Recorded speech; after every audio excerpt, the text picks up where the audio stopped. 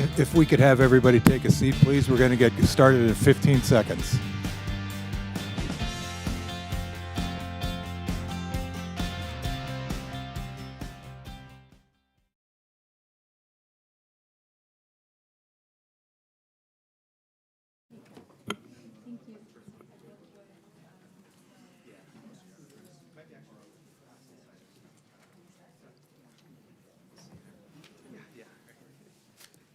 All right, welcome, good evening, and welcome to the December 11th Planning Commission meeting. Will the secretary please call the roll?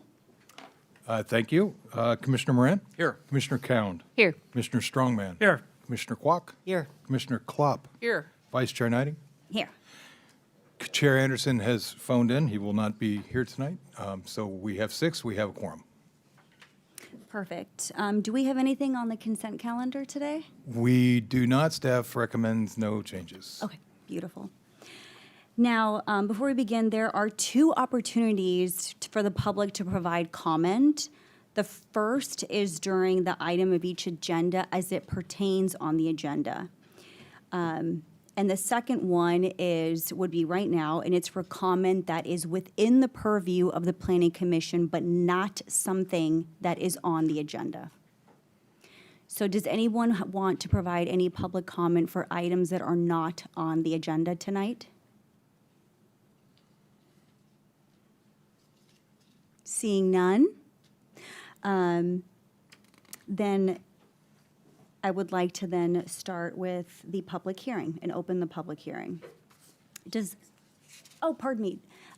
Has anyone had any ex parte communication? Seeing none, lots of shaking heads. Well, I just will say, I drove all this, I drove all the sites, so. Perfect.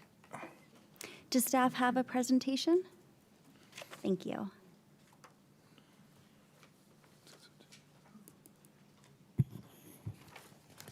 Good evening, Commissioners. Simmer Gill, Senior Planner with the City.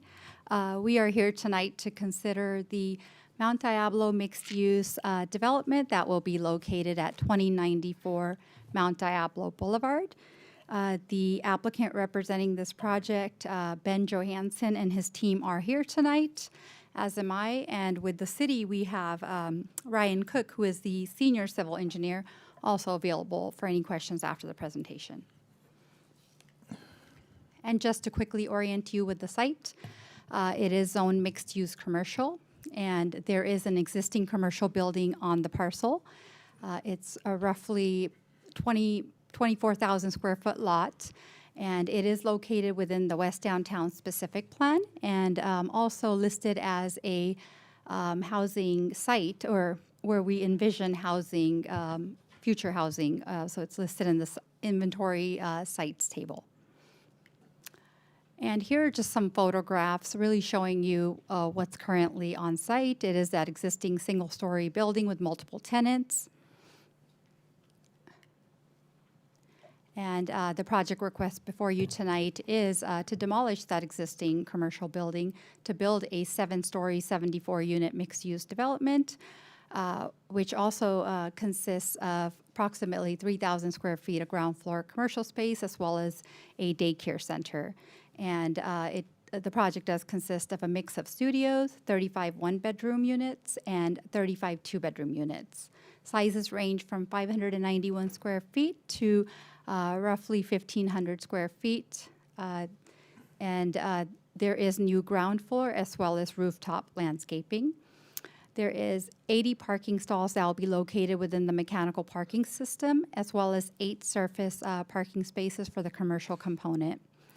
A drip line encroachment permit is also requested as part of this project, and because the project is providing 8 very low-income units, it is utilizing state density bonus law, as also being processed under the Housing Accountability Act, which I'll go into more detail further in my presentation. So this project did go before the Design Review Commission on September 17th, where they reviewed the project, as well as made some comments which are listed on this slide, and made a recommendation to move the project forward to the commission, to the Planning Commission, for consideration of the entitlements. And the plans have been revised to address all of the lighting and lighting-related comments, as the project does include building-mounted security lighting. The site distance triangle, as well as the drainage plan, was reviewed by the city's traffic engineer and the Public Works Department.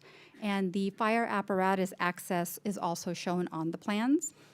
The applicant is requesting to waive, did not incorporate a second material because they're requesting a waiver to that, associating it with costs that are associated to the project.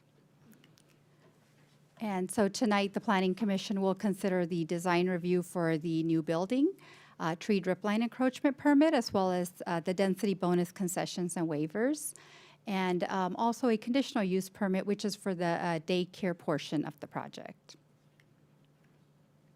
Before we go into the project, I really just wanted to touch on the applicable state housing laws that apply to this project.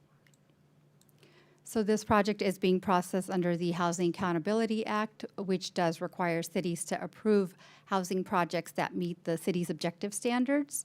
And the only way the city could deny this project is by making specific health or safety findings. And these findings must be based on objective, existing written public health safety standards. It's also being processed under SB 330, which essentially got adopted in 2019 to strengthen the Housing Accountability Act, which means that if a project meets the city's objective standards, SB 330 essentially prevents the city from reducing those housing units or adding any new development standards after an application that was submitted to the city has been deemed complete. And as mentioned earlier, they're utilizing density bonus, which because they're providing affordable units as part of the project. And a waiver is granted when a development standard would physically preclude the project from being built at its permitted density. The permitted density is the base density plus the additional units they get under density bonus law. And concession is granted to reduce the overall construction costs of that standard or requirement, which is resulting in a more cost for the project. And the city may only deny the waiver and concession if the city, with substantial evidence, can show that it causes a specific adverse health or safety impact. And also regarding the concession, it could only be denied if the city can determine that the concession is not resulting in any cost savings for the project. And just now I'm going to move on to the density of this project. So the lot, it is 0.55 acres, and the mixed-use commercial general plan designation allows 88 dwelling units per acre, which then results to 49 units as the base density.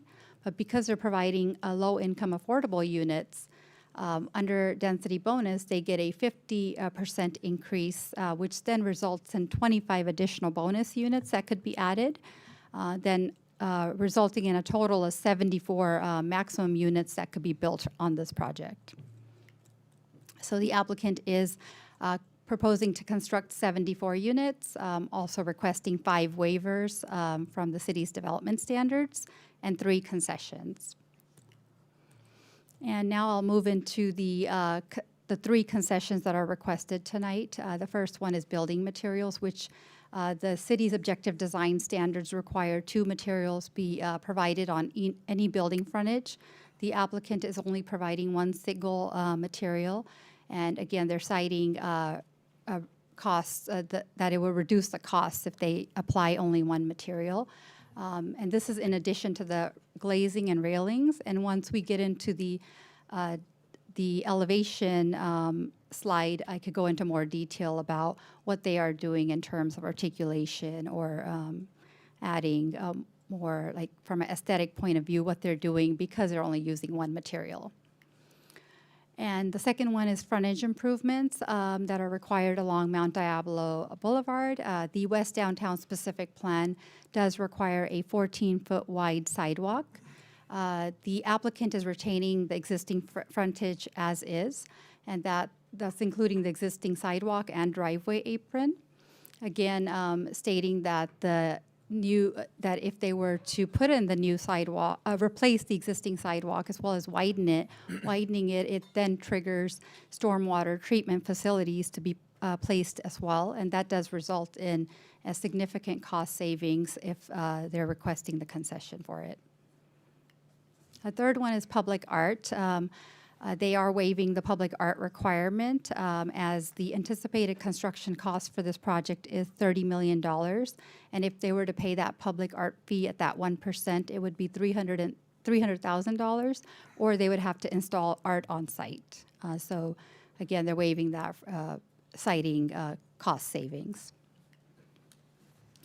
And here is a list of the density bonus waivers. I probably won't go into too much detail on this because just to be respectful of everybody's time, the applicant is also making a presentation and we'll walk through all of the waivers. But I did want to highlight that the two that are in yellow are, after further review, staff did determine that these do not need to be requested as waivers, as this is existing conditions. So the proposed is actually existing conditions on site. The applicant's not proposing, it's there right now. So nothing is changing or they're not exasperating the area in any way. So here's a closer look at the site plan. Again, the existing building on site will be demolished. Here's what it will look like with the proposed layouts. And this is just for site context. This is a mixed-use building. So I really just put this slide in here to show that the adjacent uses are commercial and retail, and this the ground floor of this building is commercial, and the upper floors are residential, and there are residential uses directly behind the site. So it would be a good fit for this type of project. And here is a closer look at the ground floor. As you can see, the commercial component is fronting Mount Diablo, and there's a lobby that'll take you to the upper floors, the residential units. And as you go down the site, there's a bike room, and in the middle of the site is the mechanical parking system or spaces that you can park into. And further down into the site is another lobby that takes you to the upper floors. I could probably use this. Yeah. So, and then there's the waste room as well as the utility room and the child care facility. And as you can see here, there's an entrance right off of the south side, right there. I'm trying to get the clicker there. There you go. And then there's an exit or an egress door that goes out to the west side. And there's a 5-foot wide path that leads out here in case of any emergency or evacuation from that child care center. And here is the second floor plan, and here you can see the parking system, which does consist of 4 modules. The system stores the vehicles vertically and horizontally, and each space does function independently, storing the vehicles without having to relocate any vehicle to get a new car in. And the residential storage units that are required for multifamily uses are being provided on the second floor as well. And now moving into the building architecture, the entire building consists of smooth cement plaster finish with a mix of paint colors, and a material board with the color swatches is provided tonight. Is right behind the secretary. If you would like to see that passed around to see more of the color palette. Also consists of black metal louvers and screens, as well as black metal canopies. Glass guardrails will be installed on the outdoor decks. Again, this is the street-facing elevation, and again, just to be respectful of time, the applicant has a presentation, and they'll really go into more of the design concept. This is the rear elevation that will be facing the existing multifamily uses, and again, the same color material palette carried along, as well as the outdoor decks. And this is the east elevation facing inwards, where you would access into that mechanical parking garage and to go up to the upper floors. This is the west elevation, which is from, if you're at the adjacent parcel where the service station is looking to that side. So essentially the back of the of this building. And moving on to the landscaping plan, this is the ground floor plan. Because it's a tight site layout and there's existing utilities along the frontage, there was really no space to put in any trees or street trees. But the applicant is providing shrubs, grasses, and ground cover, as well as compliance with the bioretention, the basins that are located.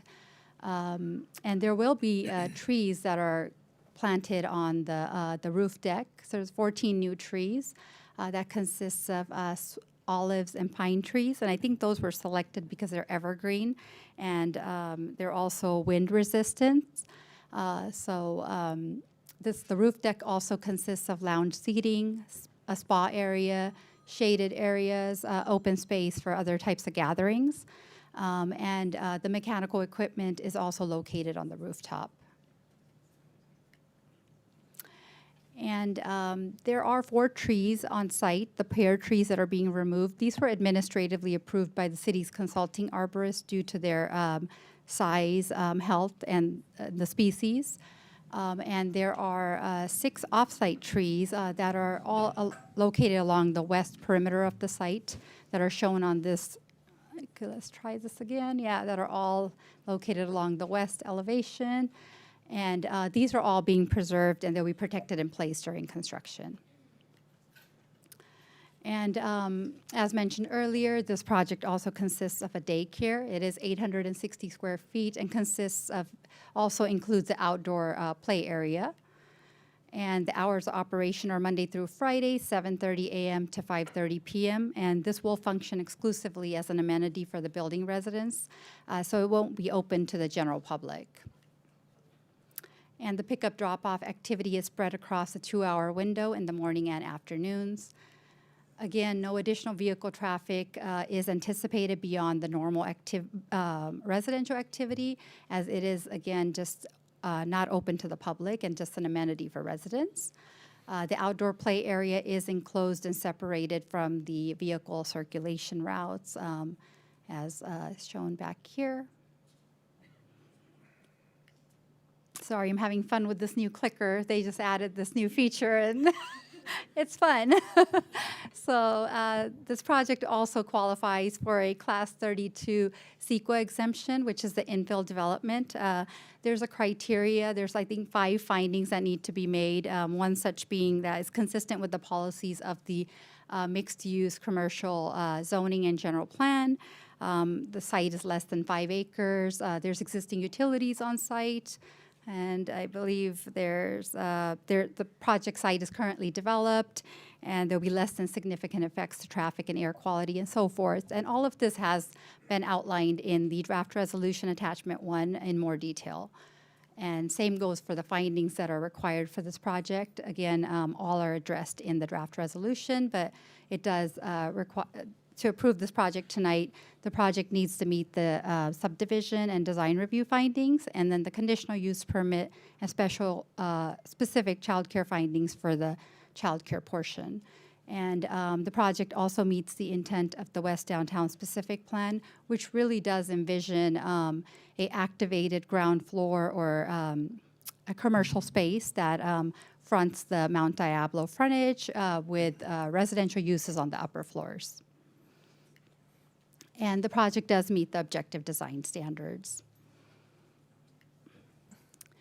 The project is located within a half a mile apart, so per our parking standards, and I believe it was it AB? 2097. AB 2097 also says that if a project is located within a half mile apart, it does not need to provide any parking. The project is providing 88 parking stalls. And with that, staff does recommend that the Planning Commission adopt the updated draft resolution approving the entitlements listed before you for the mixed-use project at 2094 Mount Diablo Boulevard.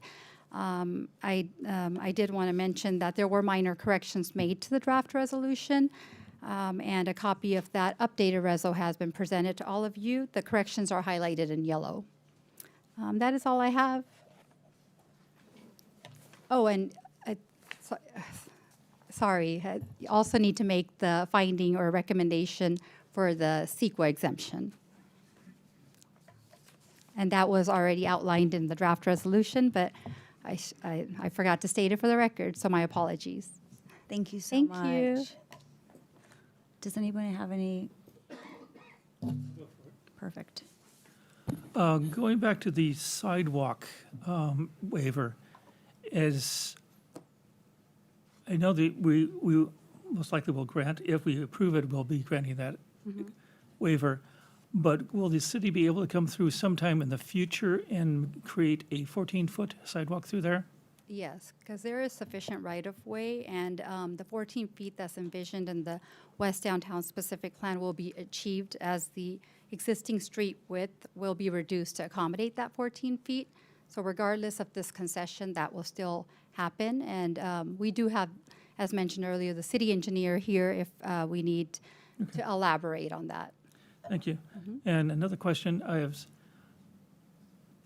it's great that it has a daycare, but it closes at 5:30, which I think is awfully early. If with my kids in there, I would never make it there in time to get my kids out. So are they willing to change that to a more reasonable time of, say, 6? That's a great question. I believe the property owner is also, or is here tonight. Okay. And third question, it appears to be only 2 elevators. Is one of them sufficient to handle furniture going up before people move in and out? Yes, and it meets all the building code requirements. So I believe it would have sufficient space for that. And final question, the HOA on this, how does an HOA work with residential and commercial? Is there anything special on that, or is there? You wanna tr- In this case, it's not a commercial endeavor, it's an amenity. So the HOA would be responsible to maintain the amenities on the property. Okay, thank you.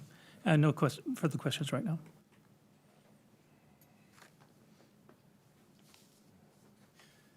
Thanks, Mayor. I'm curious about the in lieu waiver. Is there precedent for this? I mean, does the city look at the numbers and say, you're right, we get it, you're tight on the margins? Or can you just expound on that a little bit? Is it regarding the public art fee waiver? Correct, yeah. Claire, do you want to? I can take a stab at that. The applicant argued that the art fee is similar to a development standard in that it required on-site public art to spend 1% of your construction cost estimate on an art project. Or you can take the low road or the high road, I guess, depending on what roads you're driving, and pay the fee. So it was likened to a development standard, and development standards are waivable. And in this case, maybe the philosophy is, there's not a lot of real estate necessarily, so where's the giant windmill gonna go, right? Am I thinking the right, okay. Thanks, Chip.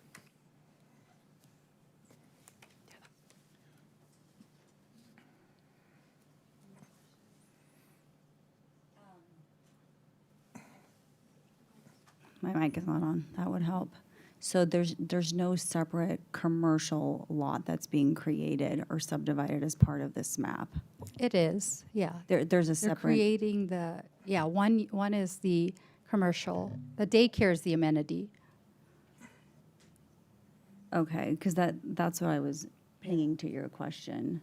Because when there's a separate lot, then the Davis Sterling Act would go ahead and have CC&Rs specific for the commercial lot and then the residential, I'm assuming.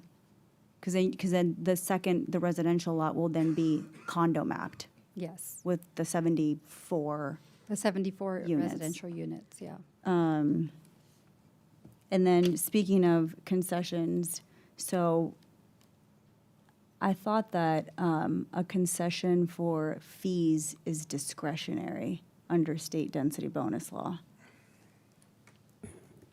So the density bonus statute does say, it does not require the provision of financial incentives, so I think that's what you're Yeah. referring to, but the idea here is that the requirement is the provision of public art. The fee is the in lieu of that. So Got the it. standard is the Okay. provision of art. So you're conceding out of actually providing the art itself, not the in lieu fee? Correct. Okay. Did that help? Well, no, it was my understanding that we were waiving the fee, right? Well, the waiver would be for the requirement to provide art, because the fee is not to provide the art, but pay the fee instead. So, but the bottom line is we're not getting the extra 300 grand. Correct. Okay. Correct. I think the fee was shown just to show there will be a cost savings, which a concession requires the city to illustrate, will there be a cost savings by approving the concession? I'd build on that by saying that the cost of the art is supposed to be equal to what the fee would be. Yeah, 300,000 approximately. Any more questions I have? Oh, go ahead. No, none. Do you know if there was any truck turning analysis completed as part of the categorical exemption, and also did the fire department look at this? Yes, they did. And again, the applicant, as part of their presentation, is going to incorporate the discussions they had with the fire department as well as building to make sure there's been accessibility provided on site. Okay. Yeah. Then I'll just save my questions for there. Thank you. Thank you so much. I did want to ask, is the overflow room open? It is not prepared. Okay. We're just going to get nice and cozy in here. And it's cold outside, so it's fine. So how long does the applicant have to? 10 minutes. Okay, I'd like to then open up. Does the applicant want to come up and provide oh, there we go.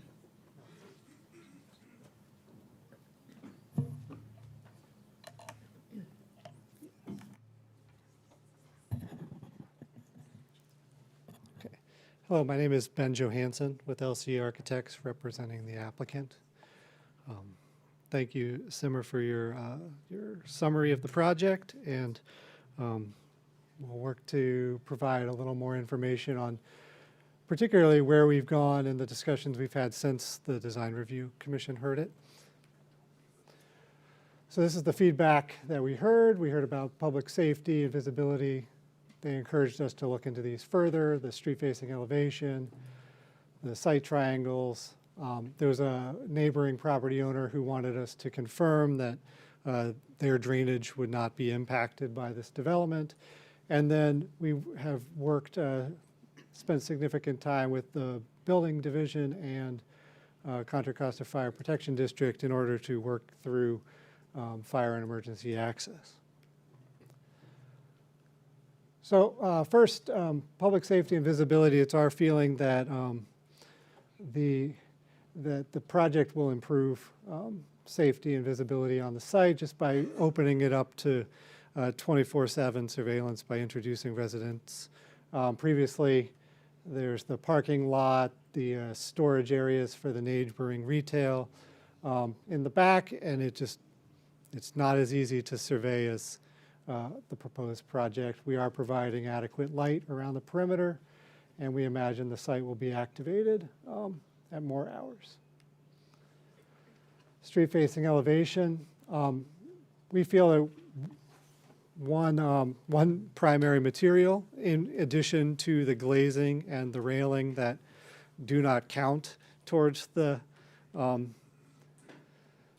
to the standard that we're asking to be waived, as well as articulation of the building face, will create a high-quality, interesting facade. There's some curved balconies on the corner. There's large storefront glass at the ground floor. I mean, we probably exceed the 20% in glass alone on the frontage, but that doesn't count towards the standard, so we're asking for it to be waived.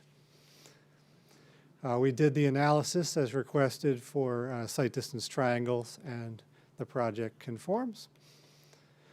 We also looked with our civil engineer to confirm that the drainage plan works to not impact the neighboring commercial building, and specifically the one at the frontage of Mount Diablo. So we are matching at the center line of the driveway with the existing conditions. There's pervious paving on our side now.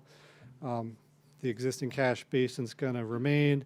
And then I'd also point out that in the conditions of approval, number 28, there is a condition that we will not negatively impact them, and we will adhere to that standard.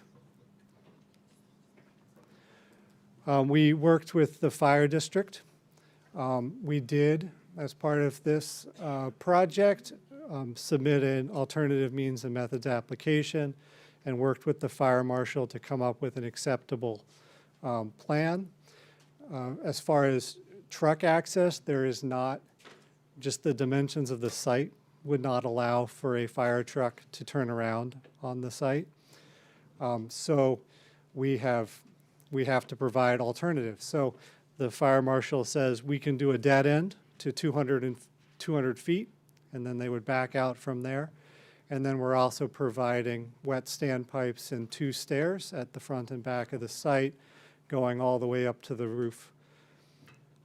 Those are kind of the primary things. This is a fully sprinklered building. It's type 3 non-combustible construction on the exterior, and so we feel that we've been able to work towards we have been able to work to a solution that's acceptable to the fire district and to the building division regarding fire and emergency access.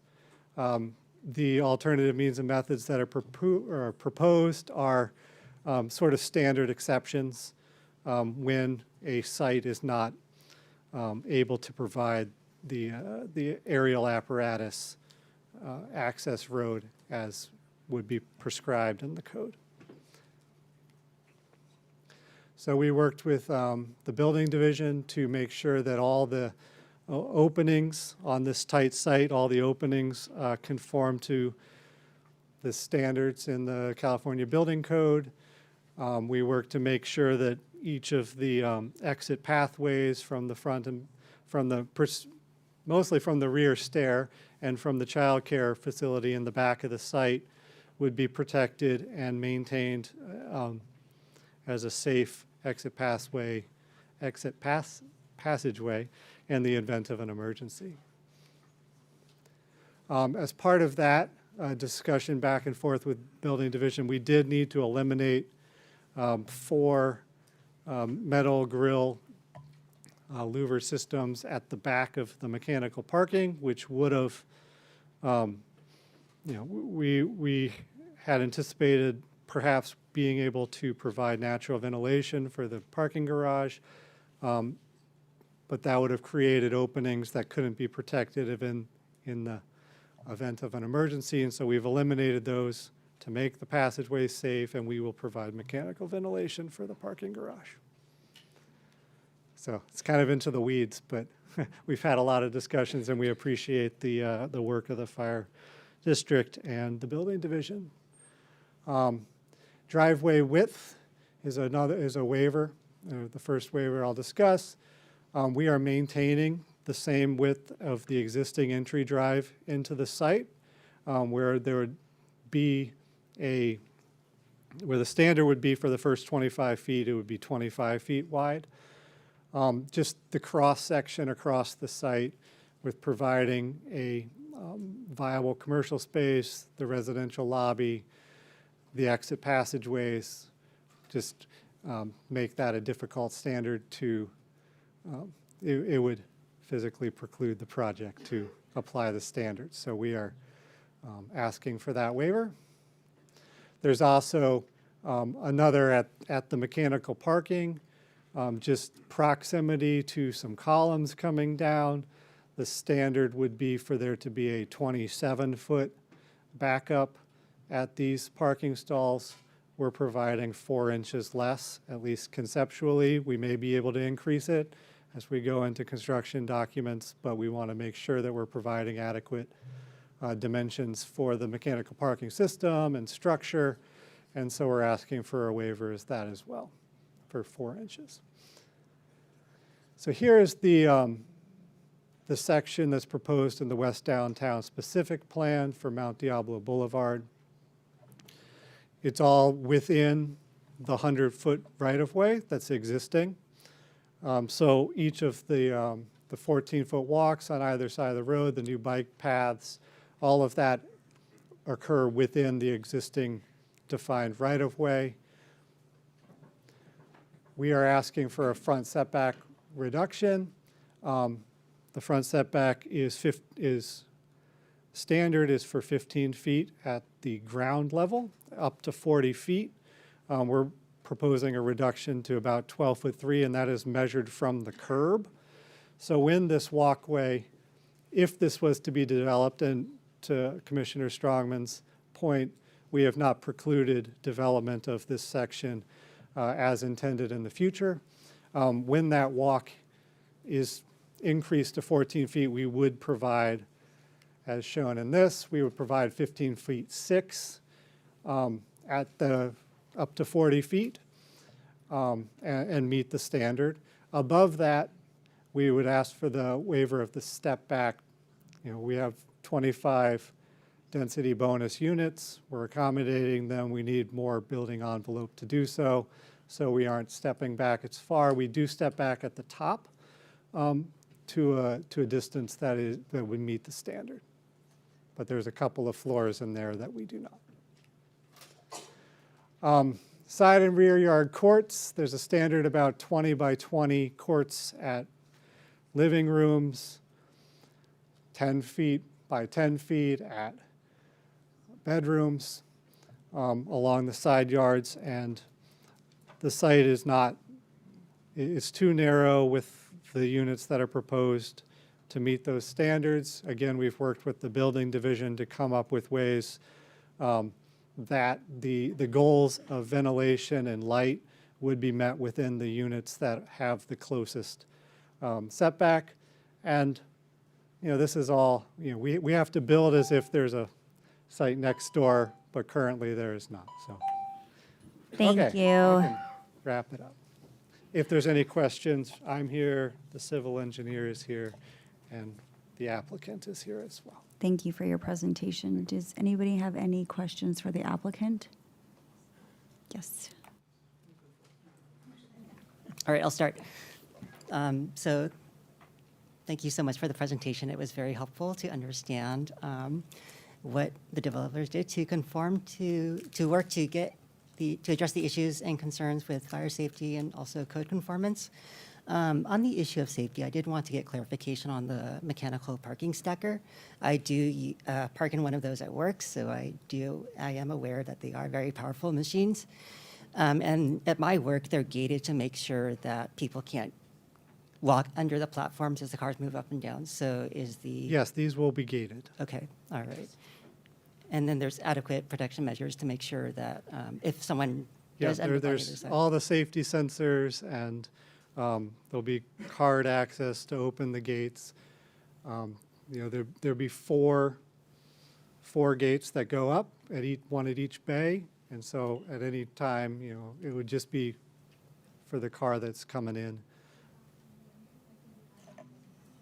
I have it in the other presentation. Okay, that's good. That So answers your yes, it's question. included our set. There's a list of the safety features that are provided. All right, thank you. Going back to your emergency plans, what about the daycare? Is there an evacuation plan if there's an emergency? Yes, there are, as Simmer pointed out, there are two, is this the fancy thing? Yeah. So there are two exits out of the childcare. So there's this one that would come out along the east side of the site to exit, as well as there's another exit on the west side to come down Oh, as okay. well. Thank you.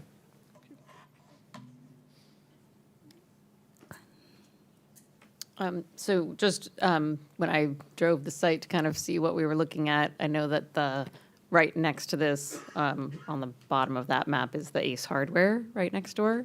And so just to clarify, you have on this map, you have the red and the purple, and then below that is Ace Hardware, and they have access to parking on that side of their Yes. fence. Can you just describe So that for people? the site has a shared parking access road. There's 10 feet on our side of the property line and 10 feet on the west property as well. And so that is what the easements are. And so we are maintaining that 10-foot easement all the way to the back of the site.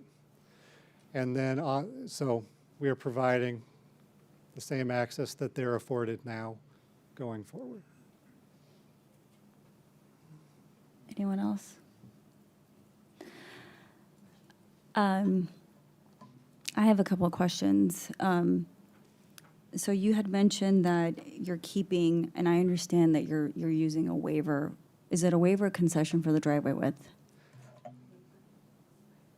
The waiver is yes, it's a waiver. It's a waiver. Yes. So my question is, you're saying you're keeping it as is, but the air, There's kind of two. Yeah. So there's a concession that allows us to keep the frontage improvements, including the driveway apron. And then behind the driveway apron, there's a development standard for the first 25 feet. yeah. You're supposed to be 25 feet wide. And so it's kind of both, I You guess. have it at 21. We have it at So 21. where I'm getting at this is that the existing buildings don't qualify to trigger the aerial apparatus code because of their heights, correct? Correct. Exactly. So the problem that I have right now is the fact that normally the fire department goes 150 feet. That's the length of their hose. And I get that you're getting an AMMR. I'm very, very familiar with AMMRs. So it sounds like, you're providing additional, sometimes they don't allow you to use the room method, so then you have to provide additional fire sprinklers. And the reason I bring all of that up is because you have a childcare facility, the existing conditions don't even trigger that. And so my kids go to dance class very close to here, so I'm very familiar with this site. That is my, and I noticed that you're sharing it with the law firm. What are we The sharing? purple is the access for the law firm, that's the brick veneer building next. In the front. Yeah. The small one-story. And so when BKF did the truck turning, they just had they had an aerial truck going in and then just backing all the way out? When we discussed this with the fire marshal and they approved the AMR, they said, we will, and the fire code has a provision that the fire marshal is allowed to say, okay, usually we would go in 150 feet for a dead end. They can extend that. So he said, we are willing in this condition to go in 200 feet.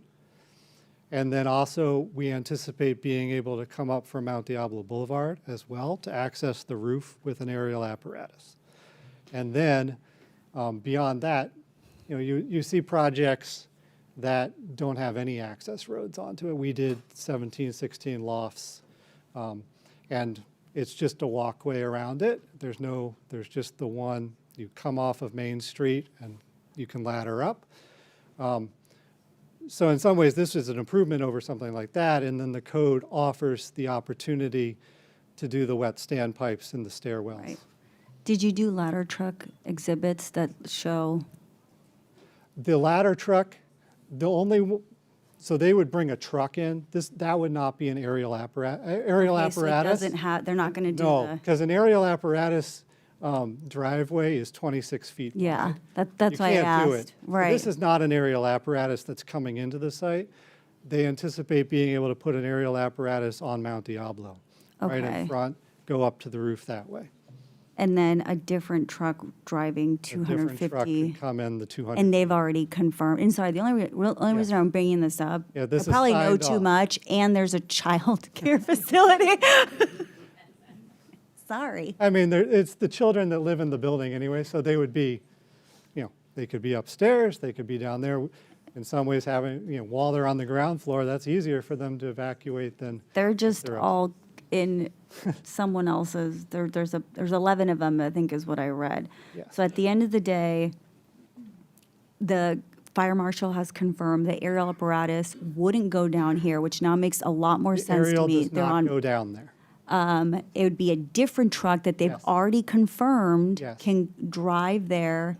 They can have their hose. So now, because in my mind, I'm thinking to myself, how in the world, like, no. you need No, aerial need apparatus, ladder. you have to be Yeah, I was like, 26 feet, you have to it's be not at gonna least fit. 15 feet away from the building. Yeah, It doesn't okay. work. But I did want to make that clear that, when you stated, oh, it's the same driveway with, we're just keeping it as existing conditions, you're triggering a completely different building code Yes. than what's existing. Yeah. So it's not an aerial apparatus. Okay. The other question, I only have two more. One of them's really easy. The second question is the BMRs. Affordable housing is always good. Where are they located? Where are the 8? Yeah. They'll be distributed. I mean, it'll be proportional. I forget exactly the two-bedroom, one-bedroom studio count. What? Okay, 35 each and then one studio. So it hasn't exactly been confirmed, but it'll be proportional to the unit types. Okay. It And then- has not, it hasn't come up as far as assigning them at this stage. Yeah. It will need to be assigned. And then the last question is the green roof. Are you using that for C3 water quality purposes? We are using it to reduce the amount of impervious area on the site. It's not a treatment. Okay, got it. Okay. I feel like I asked a lot of questions, and there's a lot of people in here. Any other questions? Okay. Thank you so much. Thank you. So now I'd like to open up the public comment. Does anybody have anything that they would like to discuss on this item only? Out of all the people here? No public comments on this item. Oh, yes. Thank you, Chair. I actually live 2 blocks from this project. It's kind of scary, but I'm not anti-development at all. So I appreciate the questions. It looks like the team has done a great job in terms of accounting for the site challenges. I mean, I literally live 2 blocks from the site, so I know this very well as well. So I appreciate the efforts that everyone's put into this and look forward to it. It'll probably be a nightmare for a while with the construction, but that's just part of the process. So thank you. Thank you. With nobody else, now the applicant has a chance to speak again. But you don't have to? Thank you. I would like to now close public comment and bring it to the commission for any considerations, emotions, thoughts, comments.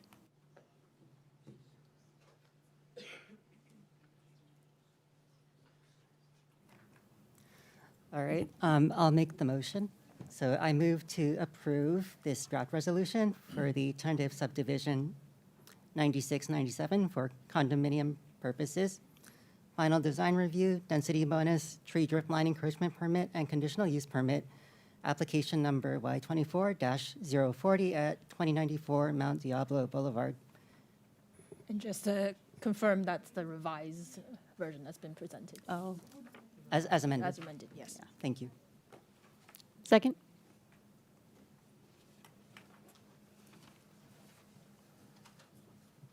I'll be right there.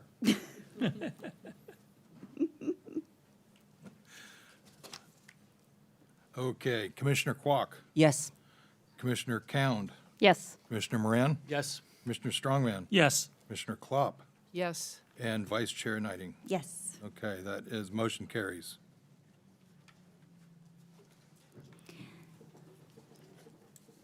Thank you. And now we're going to be moving on to the second item on the agenda for application Y23083 located at 7449 Buena Vista Avenue. Does the city have, oh, perfect. Yes, staff has prepared a presentation for tonight. Oops. So, good evening, Commissioners. My name is Stephen Cook, Assistant Planner with the city's Community Development Department. Before you this evening is a request for a conditional use permit to establish a new K through 8th private school, the LGD Academy at 2449 Buena Vista Avenue. The associated project number is Y23083. Before we begin, I'd like to note a few housekeeping items. Since the publication of the agenda packet, the applicant has invoked California Assembly Bill 2097. So AB 2097 prohibits local jurisdictions from imposing minimum off-street parking requirements on eligible projects located within 1/2 mile of a major transit stop, which in this case includes the Walnut Creek BART station located just south of the site. Accordingly, staff has updated the draft resolution to reflect this change. Revisions include updates to the background section, the conditions of approval, as well as the addition of the approved Transportation Demand Management Plan, or TDM, as a new attachment confirming the project's eligibility under the city's off-street parking ordinance. The project site is located on Buena Vista Avenue, just south of Alvarado Avenue. The parcel is approximately 36,000 square feet and contains 4 detached single-story buildings totaling roughly 7,100 square feet. The property is owned by the Walnut Creek Islamic Center and is currently being used as a religious assembly facility. An existing surface parking lot, as shown on the slide, provides on-site parking for visitors and staff. The surrounding area consists of a mix of single-family residences, other religious assembly facilities, and several elementary and K through 8th private schools. And the zoning for the site is duplex D3 residential. For background, the school previously operated on the site from fall 2023 through spring 2025. During the final spring semester, the city's building official and a fire inspector from the Contra Costa County Fire Protection District directed the school to cease operations until all required permits were obtained. Staff also confirmed that the school is actively registered with the California Department of Education, as shown on the slide. LGD Academy is a 501c3 nonprofit organization seeking to establish a K through 8th private school within the existing Islamic Center. The submitted business plan identifies a maximum enrollment of 90 students, and for context, the school previously enrolled 46 students. Staffing includes 4 administrative staff, 2 fully credentialed teachers, and 10 part-time teachers in training. The academic curriculum includes English, language arts, mathematics, science, leadership, religious studies, and foreign language. Daily hours of operations are Monday through Thursday, with a staggered drop-off period between 8 and 8:40 a.m. and a staggered pickup period from 3:30 to 3:45 p.m. Fridays exclusively operate as half-days with an 11:30 a.m. pickup. So this operational schedule indicates that the school activities will not overlap with the scheduled religious assembly functions, thereby minimizing any on-site parking demand and reducing potential traffic congestion. So transitioning into the proposed site plan, the layout identifies the 7 classrooms, 1 administrative office, which are marked in stars for reference. All other areas will be retained by the Islamic Center, and the project also includes modifications to the existing surface parking lot, including restriping to create a designated pickup drop-off area, improve on-site circulation, and ensure compliance with ADA, fire access, and the city's parking design standards. As shown on the plan, site access is provided from Buena Vista Avenue with separate ingress-egress points. So during the noticing period, staff received several public comments, many of which raised concerns relating to parking, traffic, and noise. Beginning with parking and traffic, as noted earlier, the project invokes Assembly Bill, or AB 2097, which prevents the city from imposing minimum off-street parking requirements. Under the city's off-street parking ordinance, projects relying on AB 2097 must submit a transportation demand management plan for review and approval by the city's transportation administrator. And so the applicant's TDM plan has been already approved and includes several measures, including operational and design strategies to prevent spillover parking, procedures for regular monitoring of neighborhood parking conditions, and contingency measures.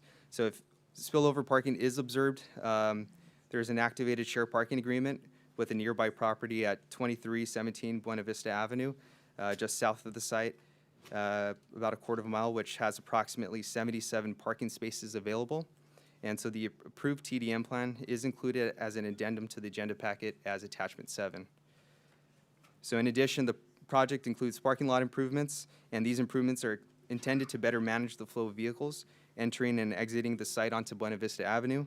And for concerns regarding unauthorized parking on private property or in red curbed areas, residents could contact the Walnut Creek Police Department Traffic Enforcement Division to report any violations.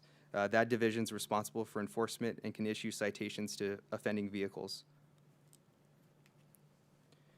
Please refer to the GIS vicinity map, which illustrates the project site's location within 1/2 mile of the Walnut Creek BART station for your reference.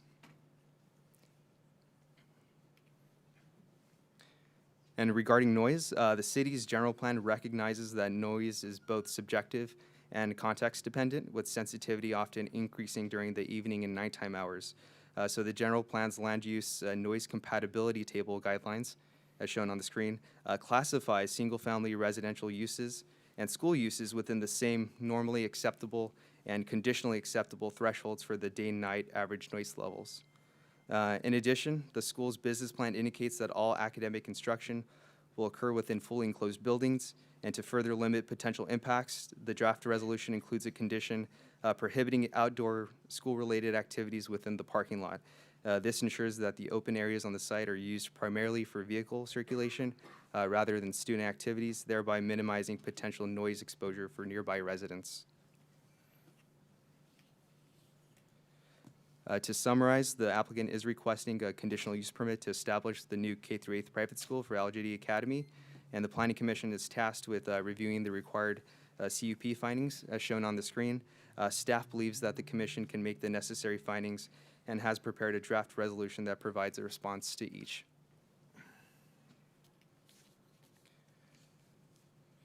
Okay, the project is exempt from CEQA pursuant to Section 15301, Class 1, existing facilities, as it involves the partial conversion of an existing religious assembly use into a new school use with no expansion of the building footprint.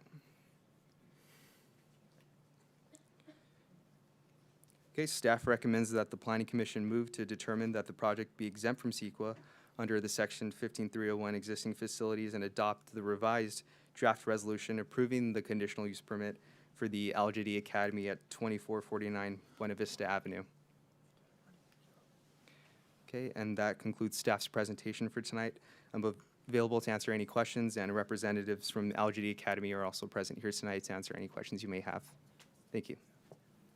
Thank you for the presentation. Does anybody have any comments for staff or questions?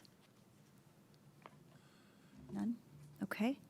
I'd like to then open up the public. Oh, does the applicant have a presentation? Not a presentation. Okay. Just speak. Okay.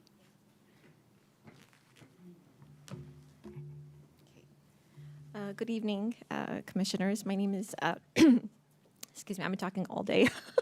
My name is Yusra Nasiri. I'm a parent and a founder, one of the founders of El Judy Academy. I'm also an optometrist. I've been serving community health centers my entire career, about a decade, and specifically in expanding services to underserved areas. I shifted my interest to education, as of course, you never think about that, but with having 2 kids, I saw that my daughter was going through some challenges at school, so I looked to find an alternative for her. So El Judy began really as a collaborative effort with other community members who wanted to find something different, an alternative education opportunity for their kids. And we chose Walnut Creek. It's been the center hub for a lot of our families. El Judy would be the first Islamic school if given the permit in the Walnut Creek Tri-Valley area. And growing up here, you know, I've been raised in the Bay Area, gone to public schools. I graduated from Cal. I know that the most important thing is to making sure that the school is also a part of the community. And one of the most important things that makes El Judy special for my daughter and for one of the reasons why parents pick the school is that it's brought in Leader in Me. Leader in Me is an established program that works to bring in and adapt the principle 7 Habits of Highly Successful Individuals. And that framework teaches kids that leadership starts with service. The essence of leadership is service. And when we first came into the community, we know kids make noise. We know that. I mean, I have 2, and I feel like I have 20. So it's not easy. And our students went door to door to the adjacent neighborhood in an effort to show that we're here. We want to create a type of friendship, a bond. They introduced themselves, passed out a box of baked goods to every neighbor. They were very excited. We got some positive feedback from that, so that was wonderful.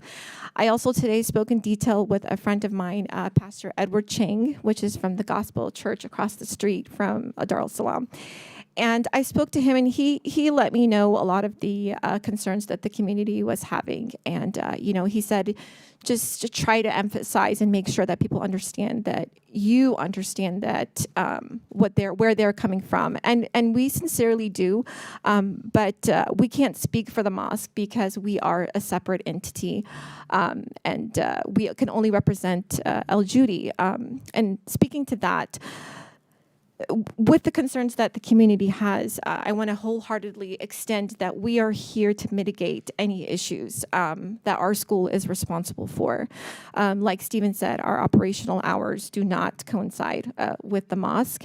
And in addition to that, for our operations, we went ahead, I looked at the schedules for the different schools in the area, and we end an hour later to mitigate traffic. We start 30 minutes later. So these are all things that we kind of thought about. We installed a bike rack. We have given scholarships to neighboring residents. And we are encouraging people to walk. I have, as working in admissions as well, I have heard a lot of parents say, hey, I want to move from another state. I want to come to El Judi. This is a great opportunity. And growing up, I never had this opportunity to go to an Islamic school where it's a one-stop shop. I can get my academics. I can get my religious studies. I can get everything I need. And then I could also build my identity.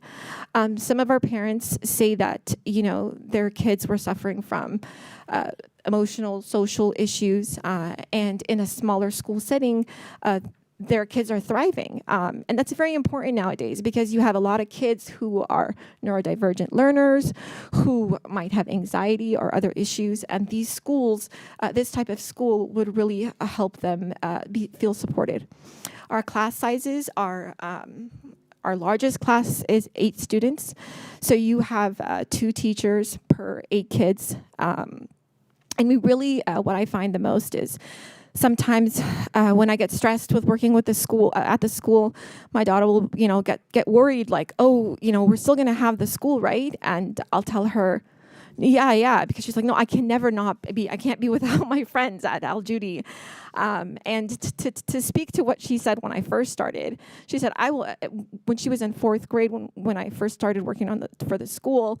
Sometimes you feel like in public schools you may be losing your children to ideas or friends or certain trends.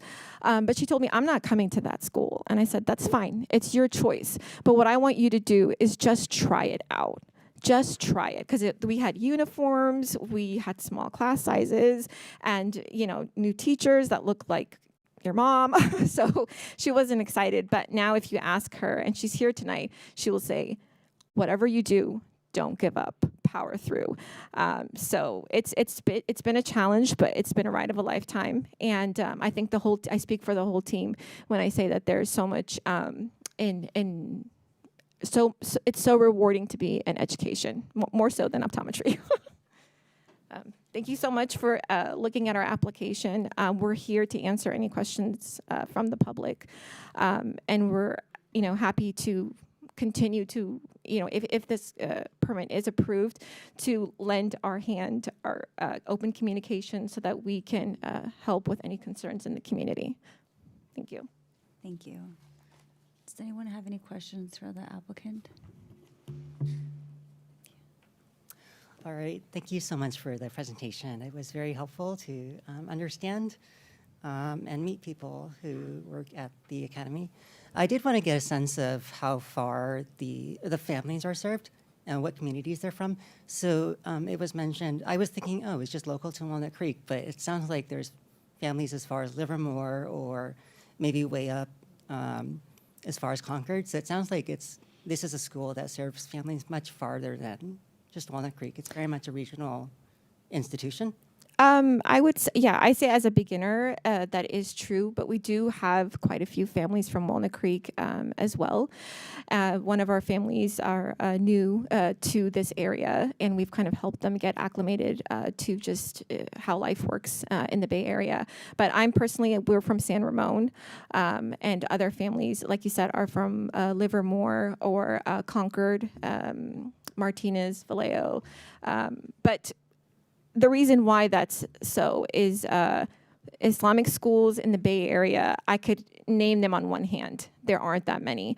And as, second or third generation here, we know a little bit more than our parents might have known. And we are more involved in our child's school and in their education and more in tune into their needs. So I survived public school, but maybe I would have been better off in another, you know what I mean? So I think it's just having those accessible opportunities of education close by. I mean, that would be wonderful. And one other thing about our model is that we do train our teachers. Our principal is a teacher trainee of over 40 years. She has a background in education. And we have some of our teachers here to speak to her methods. So we want this to expand. We want the education and the principles of cooperative learning and Leader in Me to be accessible to all over the Bay Area. All right, thank you. Yeah.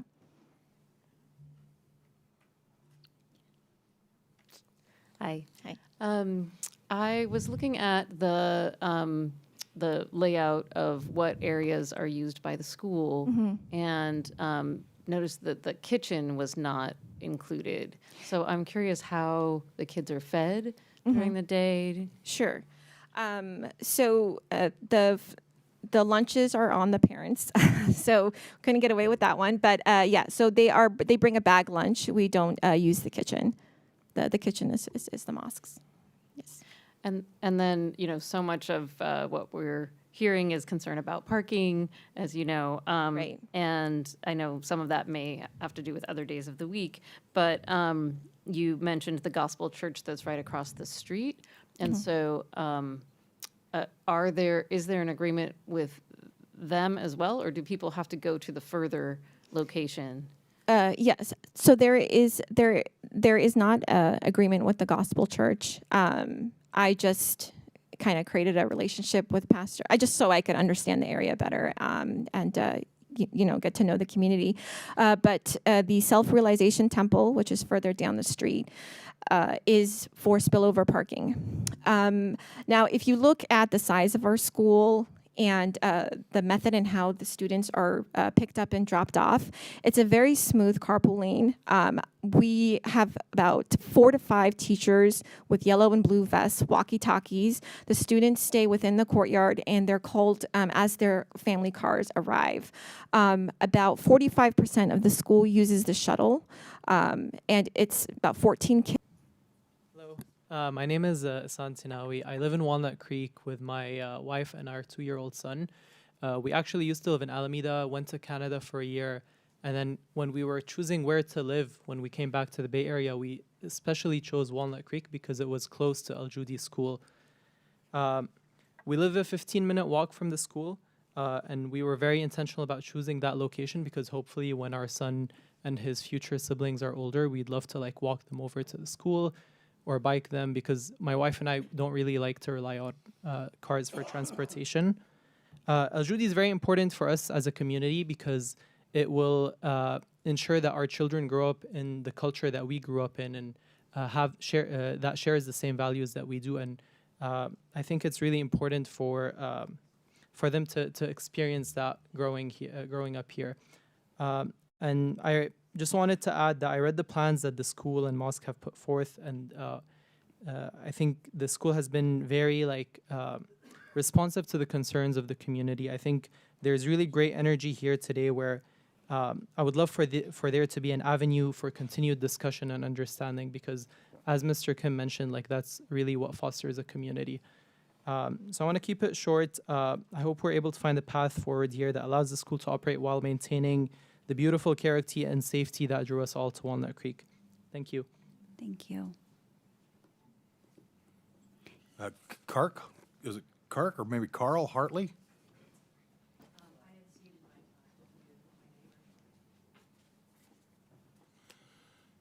Kevin Gebkin?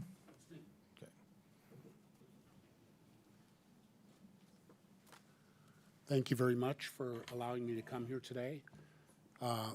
Thank you, my neighbors and Islamic community and my resident neighbors as well. I want to really kind of tackle these three big issues, and some of these things are actually out of their control that you're hearing about, and I want to explain how they came about. But it's going to take all of us to kind of try to understand how to fix this. The first issue has to do with parking. There was an agreement with the church right across the street, the Gospel Center, to allow some parking, and the community actually felt some relief at that time. However, that's dissolved at this point, and unfortunately, the trek now is about almost a half a mile for people to park and come to the Gospel or the church and or the school if you have off-street parking that far away. There's many people who can't do that. There's the elderly that can't do that. There's people who are sick that can't do that. And many people who are just inconvenienced don't do that. That's why on the emails you see so many people parking in the red zones. I talked to many of my fellow residents. They have their cars blocked in, people parking on their private property. You see the photos, they're posted. The second issue has to do with the noise and environmental issues. Some of that can't be, it can't change because I want kids to be kids. I'm a therapist. I've been a therapist working in the county for 30 years before I retired. I worked with kids. I worked in underserved communities. I'm pro-kid. I'm pro-religion. And I'm pro-schools. I went into the schools to advocate for children many times. So I do want to mention something that the proposal said earlier, and that had to do with my particular place where I live. There was a talk of a retaining wall there that prevents sound. And I want to pass around. I wish I had a slick slides and that pointer thing, that pointer to do. That's a good deal.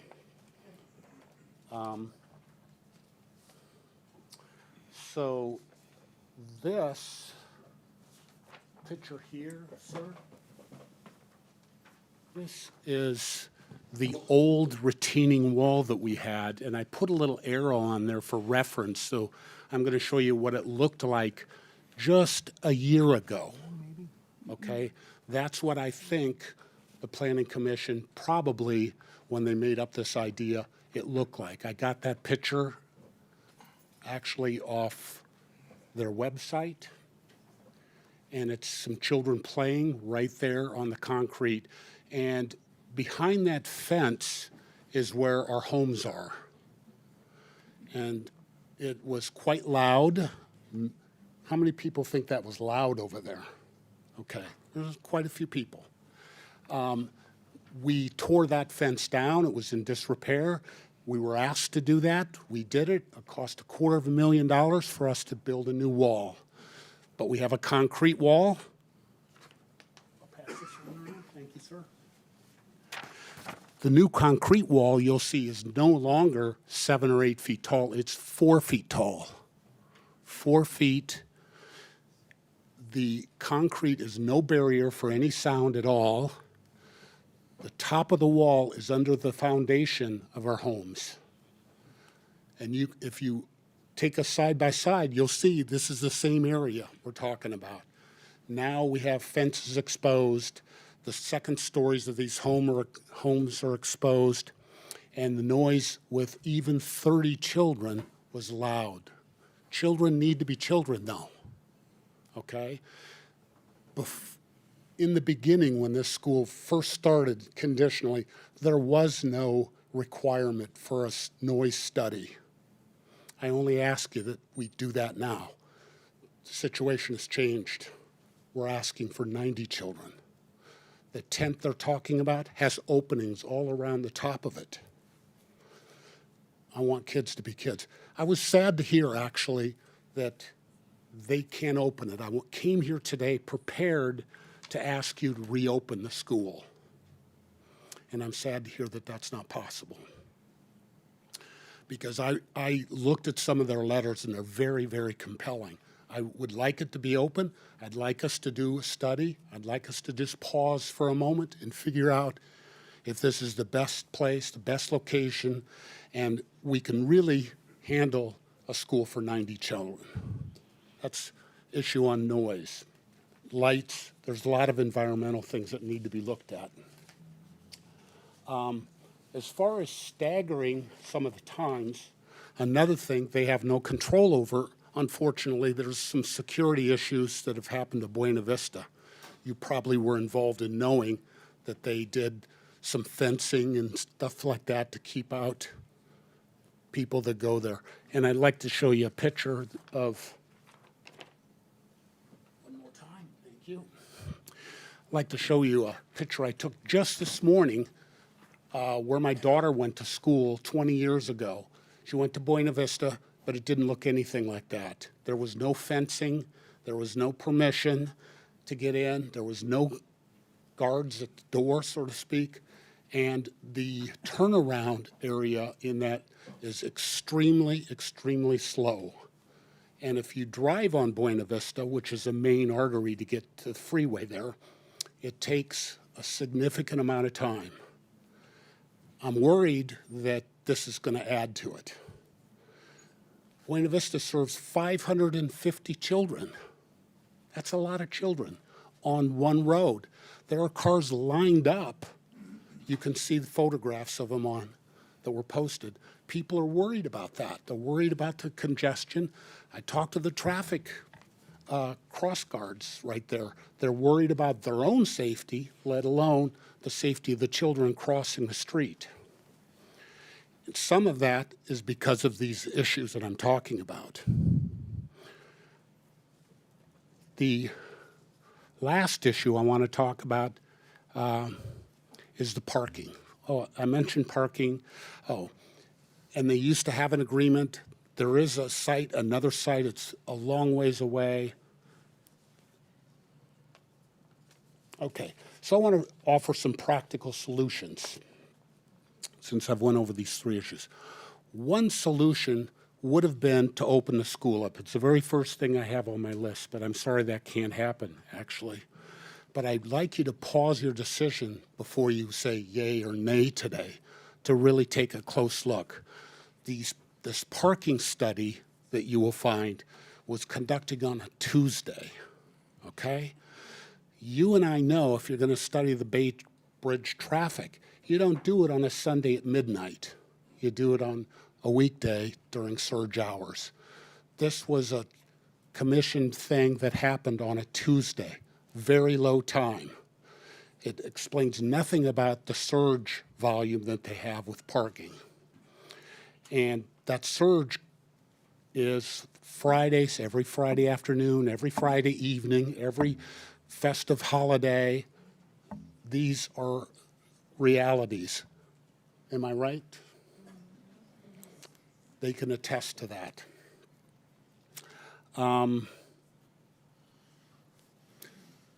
So there's a couple things I'd request of you. One is a comprehensive review of some of these things I'm talking about. Parking, TIA, transit and safety issues for the kids, and also an acoustics evaluation if the homes in the area are going to be impacted by 90 children.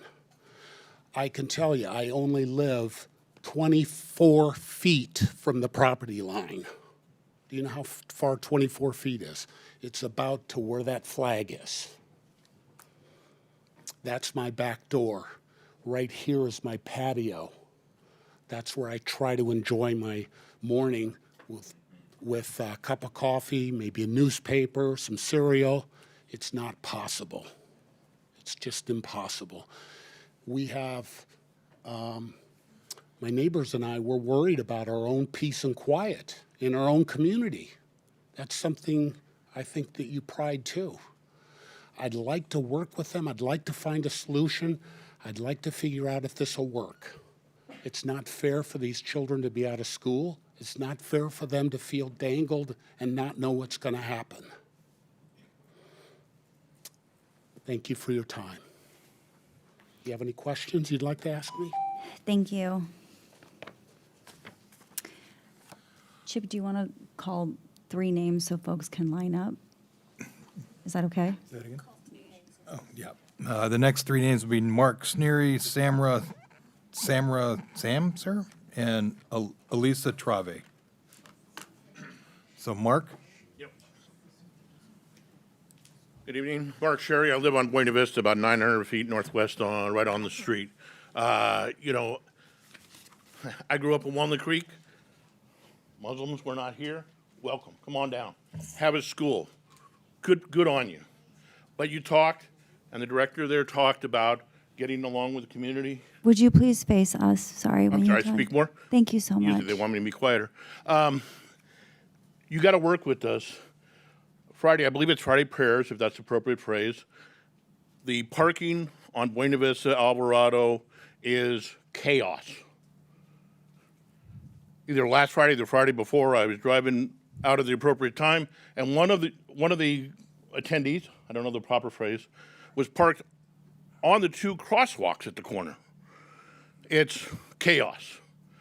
I think if you want to get along with the community, as you Can said, you please and I address? have no doubt you do. Can you please You need to address talk us? to your. Can you please address us when you speak? I'm sorry. Can you just address us when you speak? Okay, I'm sorry. Thank you so I much. was trying to be nice to them. No, I hear you. Appreciate Thank that. you so much. You have to have some understanding of working with the neighbors.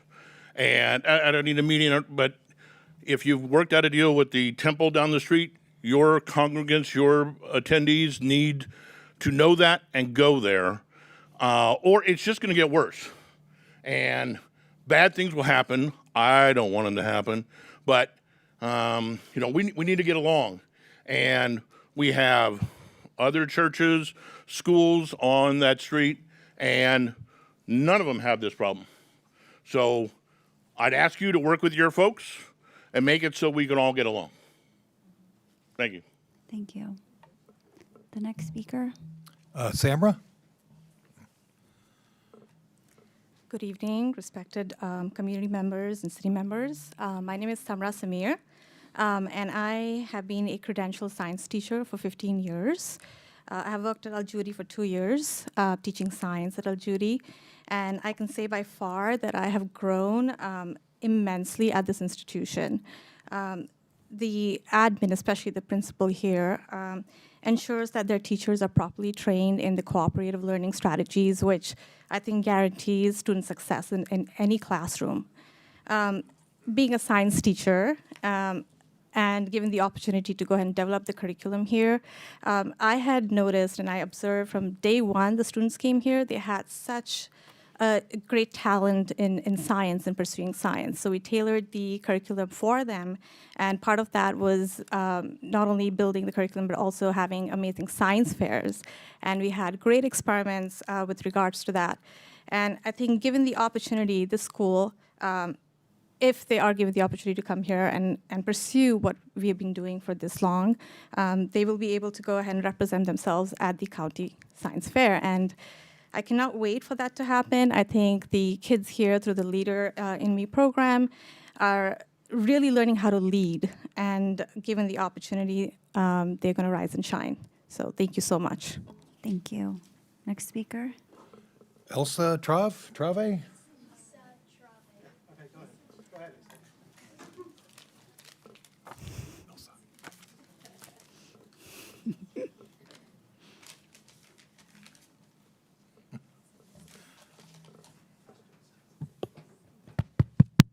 got it. You go. Hello, my name is Issa Trave, and I'm a student at El Judy Academy. I value my school for all the different subjects and kind teachers. I was in a school that didn't really work out for me before I discovered El Judy. I was homeschooling for 1 year in between the old school and El Judy. I discovered El Judy because I had some friends that were going there. I found sanctuary. Every single one of us has something that connects everyone and forms what we call our school. I hope one day we can get the permission and travel back to sanctuary in West Walnut Creek.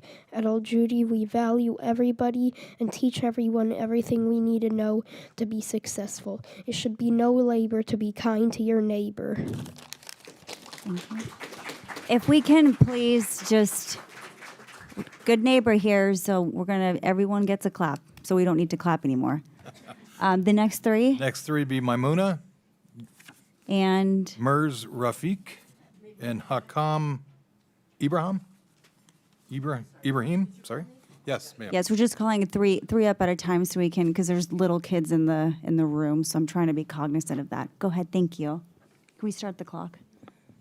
Thanks, Claire. Madam Chairperson and commissioners, if I got you right? Okay. My name is Maimuna Ahmed. I have been serving on the Contra Costa County Assessment Appeals Board for 3 years, representing our district, District 4, which includes Walnut Creek, Concord, and Pleasant Hill. And I'm here to speak in favor of the ongoing Al Judy Academy on Buena Vista.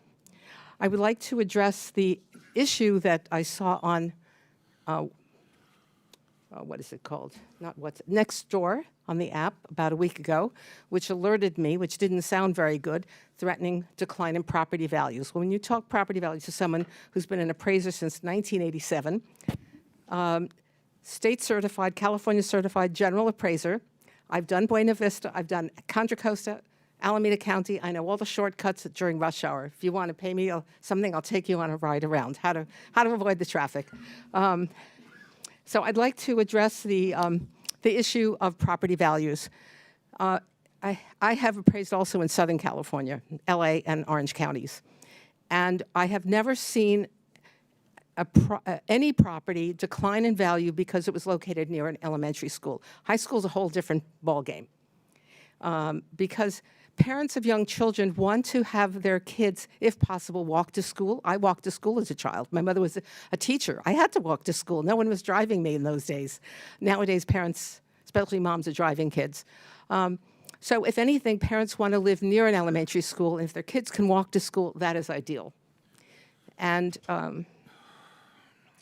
so the other thing, let's see, I went completely off script. So at any rate, the Nextdoor app basically, is that it? Okay. Thank you. Thank you so much.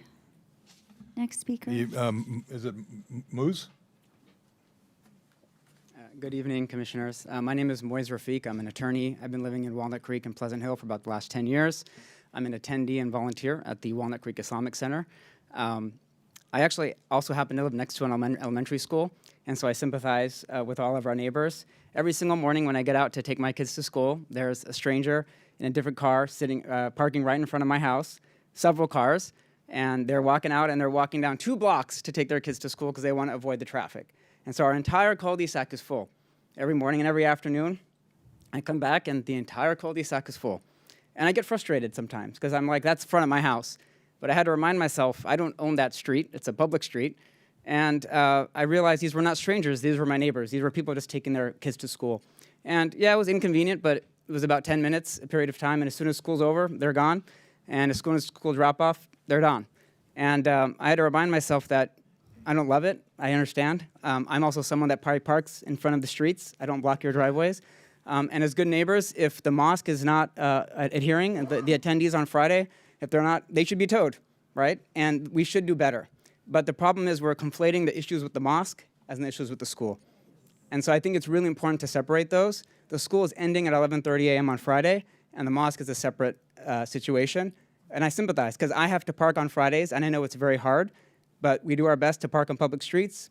It's 2 hours in the middle of the day, and everyone is gone. And if people are parking illegally, I'll be the first to have them towed. Thank you. Next speaker.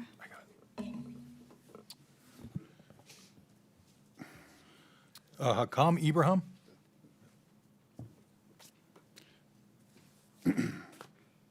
Thank you, commissioners, and thank you to Stephen as well for his work on this project. My name's Hakem Ibrahim. I'm a 36-year resident of Walnut Creek. I grew up on the north side of town. My parents still own their home there. I grew up in the shadow of Northgate High School, so I'm very familiar with, the traffic issues with, living next to a school. I wanted to say, those were my exact sentiments, what the last speaker said about, how some of the residents are conflating the issues with parking on Fridays with what the school is intending to do. I think, guess what, if you kill this project, none of those scenarios are going to change. There's still going to be issues with people parking on Fridays. There's still going to be issues with people parking during festive holidays during the Muslim calendar. So why kill the school? I think the other thing is, now that I live on the south side of town, I have 4 kids. 2 of them went to BV. They're now at WCI in Las Lomas. 2 of them are still at BV now. And I think since the construction that they've just completed at BV, a lot of parents are not using the entrance on BV anymore. There are 3 entrances to the school, BV, one on Alvarado, one on BV, Buena Vista, and San Juan. And so it's totally unfounded that there's traffic now. It's actually gotten much less because during construction, parents got used to picking up on San Juan, and so now everybody's continued that this year as well. And so I think I agree with the last speaker too. On days where I work from home on Fridays and I go pray at the mosque, I agree, the parking is really bad. But I've seen Walnut Creek police out there enforcing the no parking zones, enforcing the red zones.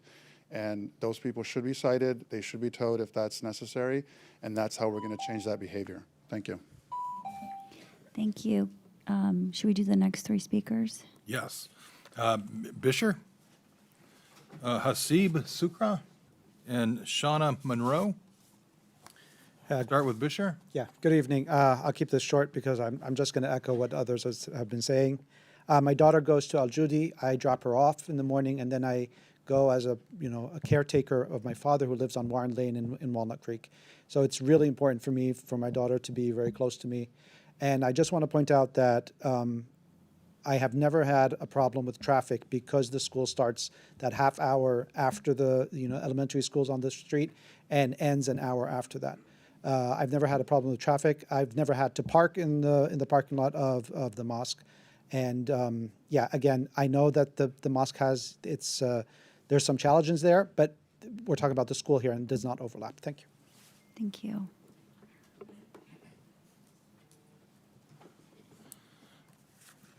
Good evening. My name is Hasib Sahar, and I'm a homeowner in Walnut Creek. I'm here tonight to support the approval for the use permit for Al Judi Academy.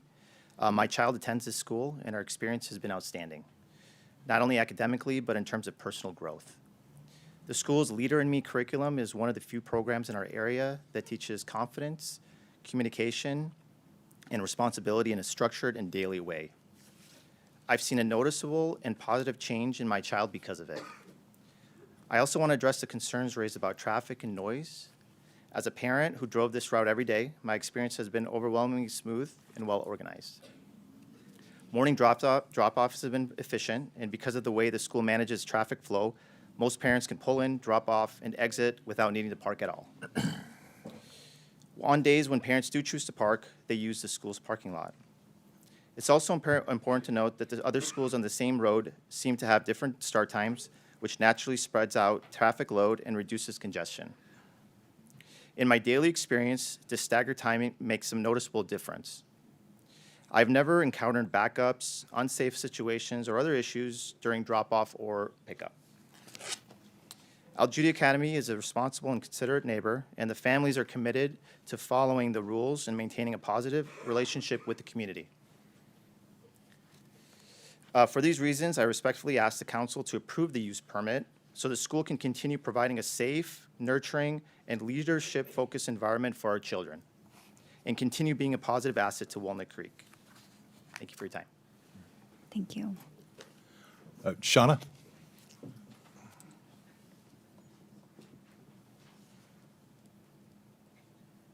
I'm just nervous here, but I just went, yeah, I live in the complex that's next to the Islamic Center. And sometimes we can hear the kids when they are playing, but, and I agree with Kevin, you know, I think the city should come out and do some kind of noise study, because 90 kids is going to affect the residents nearby. My big thing is the parking. I don't think it's mentioned here that currently they have 53 parking spots, and this is going to change it down to 33. And so that's 20 less, and that's just going to make the parking in the area worse on Fridays. And this is a multi-use facility. And I know people have said that it's separate, the school and the mosque, but reducing the parking is just going to make it worse for everybody in the neighborhood. You know, I live in the Britton Hills Homeowners Association, and on Friday, we have to stand out there and kick people out of our parking lot. We have people parking in the red zones every Friday. They park in no parking zones. They park on private streets that are posted. And just this last Friday, and I sent in with my email, there was, there was only 4 people parking in that shared agreement. So I guess the thing is, you have this shared agreement, what's going to change the behavior now? Because they haven't been doing it before. And also, I have nothing against the school or anything like that, but I just feel, you know, this footprint is not big enough to hold 90 people. And it seems like that this center has outgrown, and that's just where I stand. I do oppose this proposal. Thanks. Thank you. 3 more. Lizette Duran, Abdul Adwala, and Nav, I can't read that. Is it DC? D-I-S-I? Looks like. Yeah. So, Lizette? Good evening, Council. Thank you for giving us the opportunity to be here. My name is Lizette. My daughter attends Al Judy Academy, and I'm here to support Al Judy in the approval of the permit. I would like to share just one memory with you, since we have a lot of people who are going to speak. So one day after I'm picking my daughter from school, this is her first year at Al Judy, she shared with me her class lesson on empathy. And I was very happy to hear how enthusiastic she was on sharing her lesson with me that she learned in the class, because for me, being a successful parent means raising kids who are empathetic, who are respectful, generous, and good citizens. And being a good neighbor is actually a part of our Islamic creed.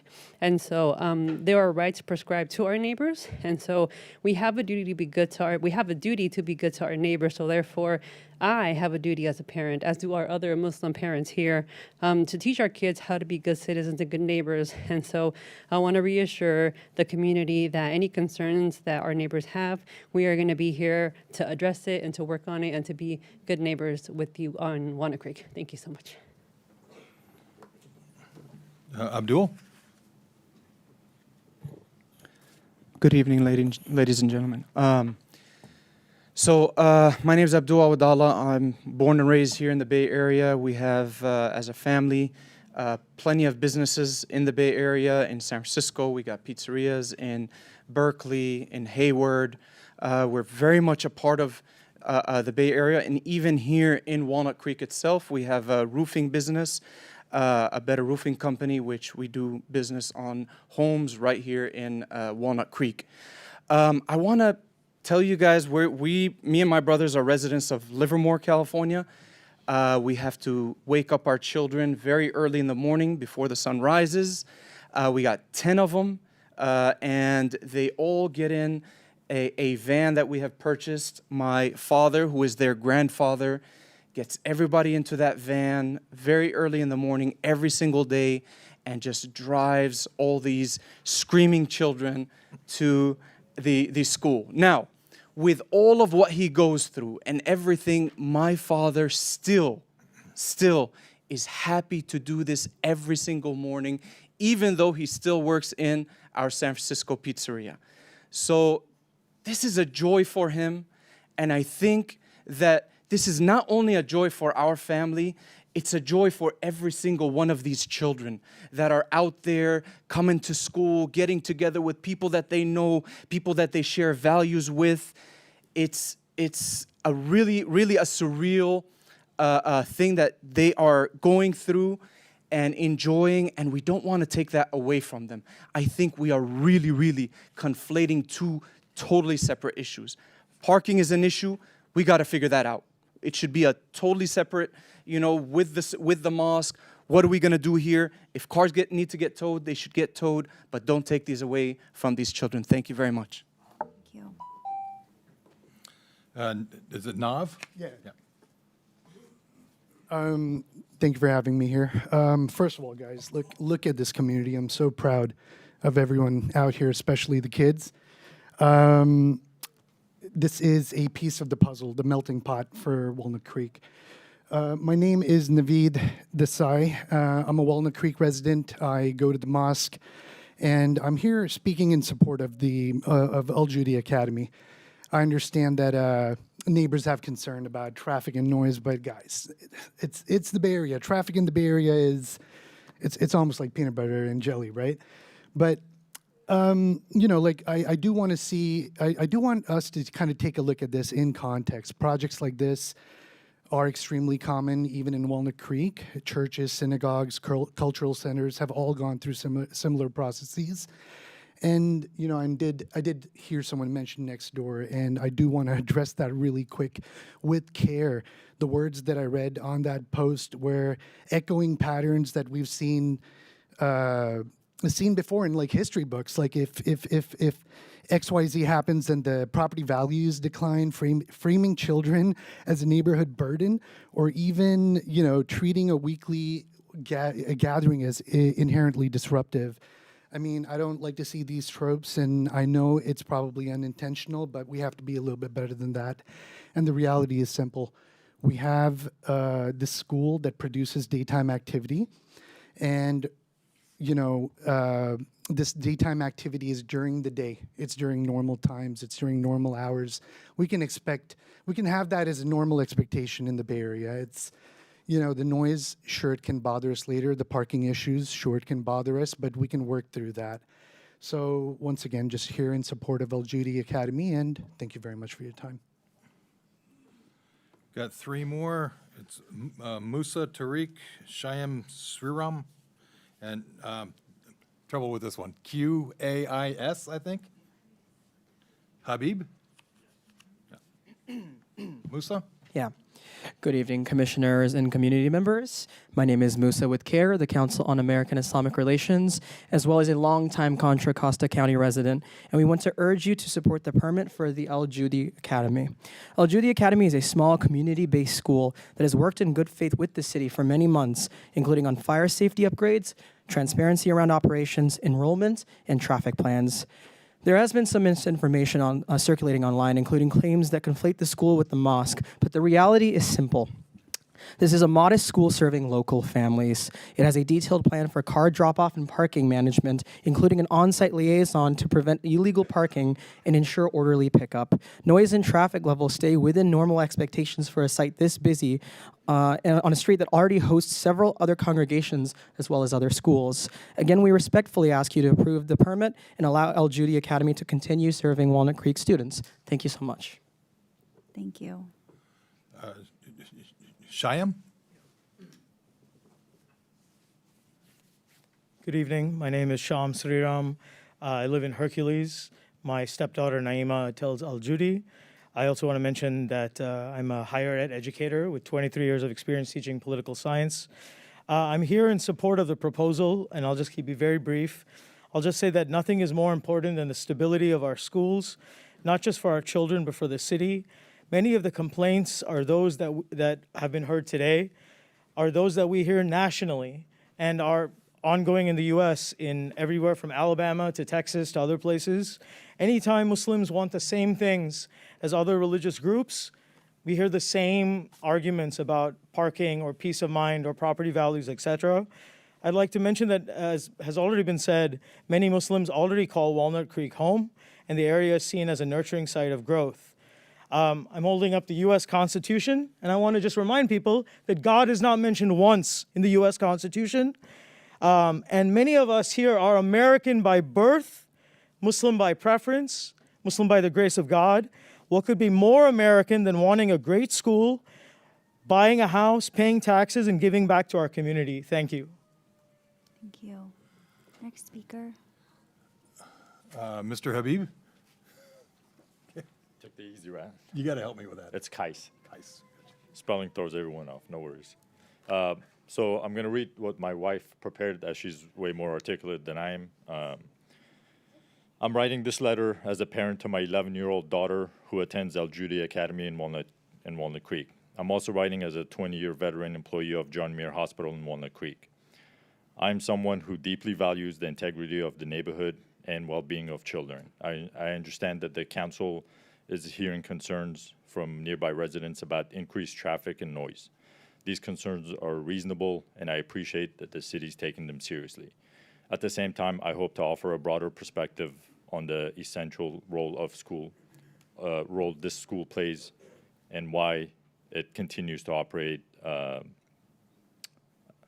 Its continued operation is in the best interest of the students and families. This school provides a learning environment that is exceptionally difficult to replicate. For many students, including my daughter, it has been a place where they have finally felt understood, supported, and able to reach their potential. Students who may struggle in larger or more rigid systems find individualized attention, emotional safety, and a strong sense of belonging here. From academic progress to social emotional growth, this school has been life-changing for my daughter and many others at the school. Closing it would remove a critical education option for children who thrive only in small supportive settings. She has like 4 more paragraphs. I'm not going to read that just because we don't have that much time, but I do want to thank the opposing families that are here. I understand your concern. Friday prayers, I've been to that mosque on Friday prayers. Unfortunately, it is a disaster, but we can't control everybody. A mosque cannot, they make announcements, they've made multiple announcements, hey, you cannot park in red zones, you cannot block driveways. Unfortunately, you can't control human action. And also, Thank the you. school's a good thing, so please support it. Thank you. Do we have the next 3? 3 more? Is that it? 3 more? No. No, actually, we're working them down, though. Okay. Robin Davis Ramos, Linda Barajas, and Jesse Roth. Let's come up here, guys. Robin? It's the 3 of us, and can you speak for the 2 of us? Yes. It's not going to be that much time. Okay. I just see a bunch of littles and I have young children, so. Yeah. So then, what are the 3 since we're getting 1 for 3? What's the next 3? Which? Jesse? Okay. So maybe I'll take 4 minutes because that way I have a little bit of a cushion since they gave me 2 minutes, sir. 2 minutes, okay. Already started. Well, my name is Jesse Ramos. I want to say thank you for your time this evening and for reviewing the application.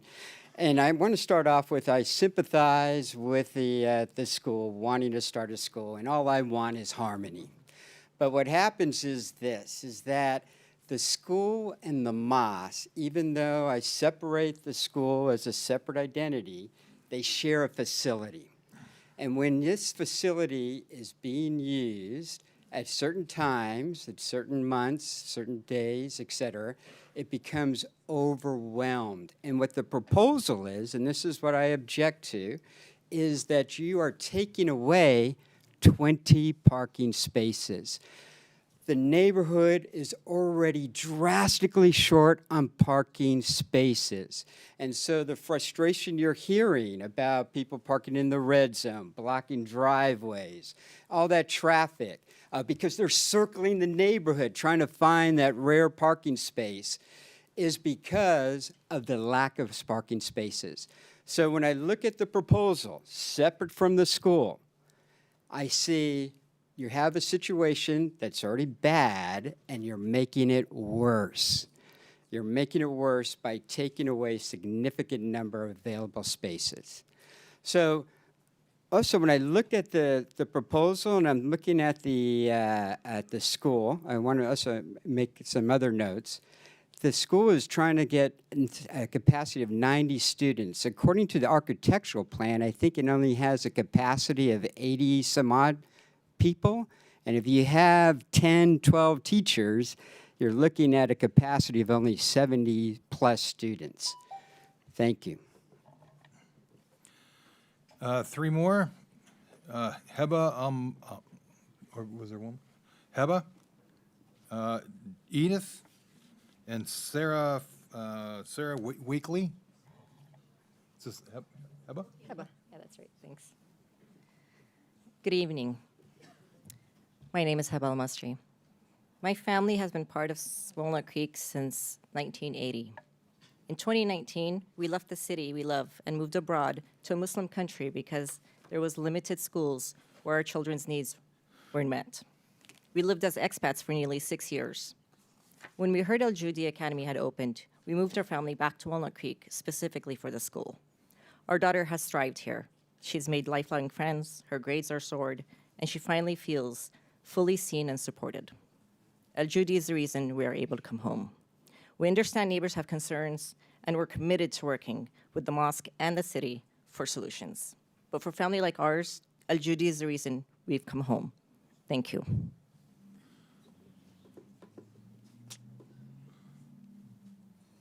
Is it The next speaker, please. Edith?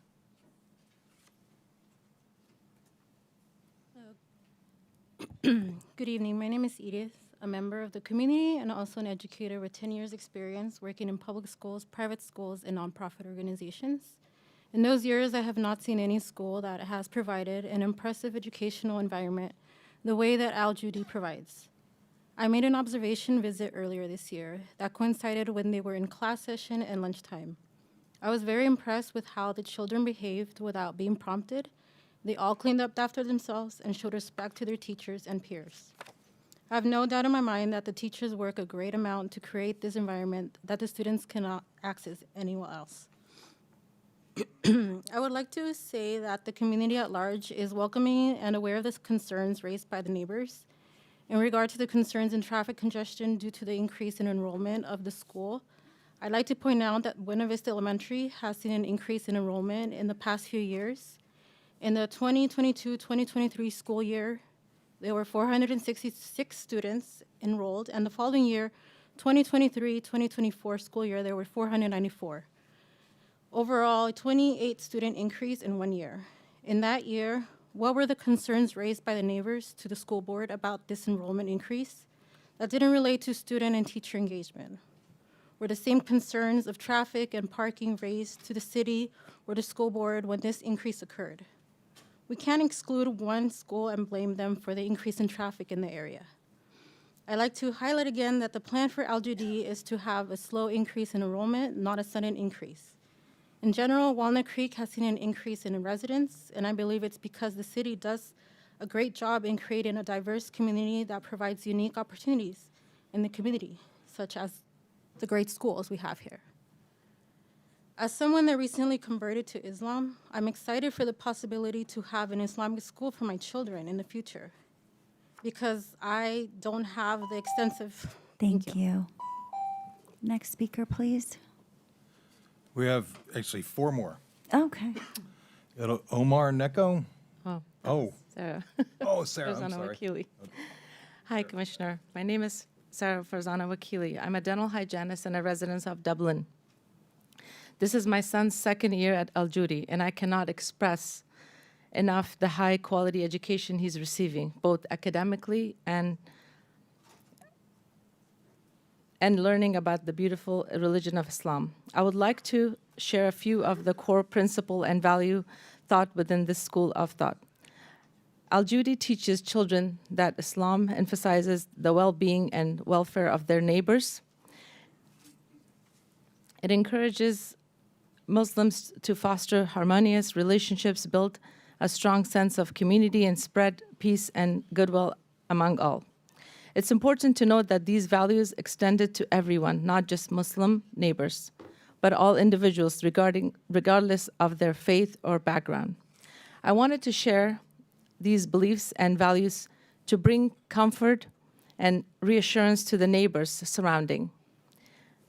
Al Judy School, we want to know that you are part of us, and we hope you feel comfortable and supported having our school as part of the beautiful city of Walnut Creek.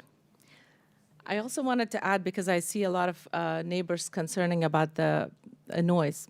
I live in a gated community where majority of my neighbors are Indians, and if you guys know Indians, they have really good celebrations of their weddings, and majority of the time, I'm talking about past 9 o'clock, there's a lot of music.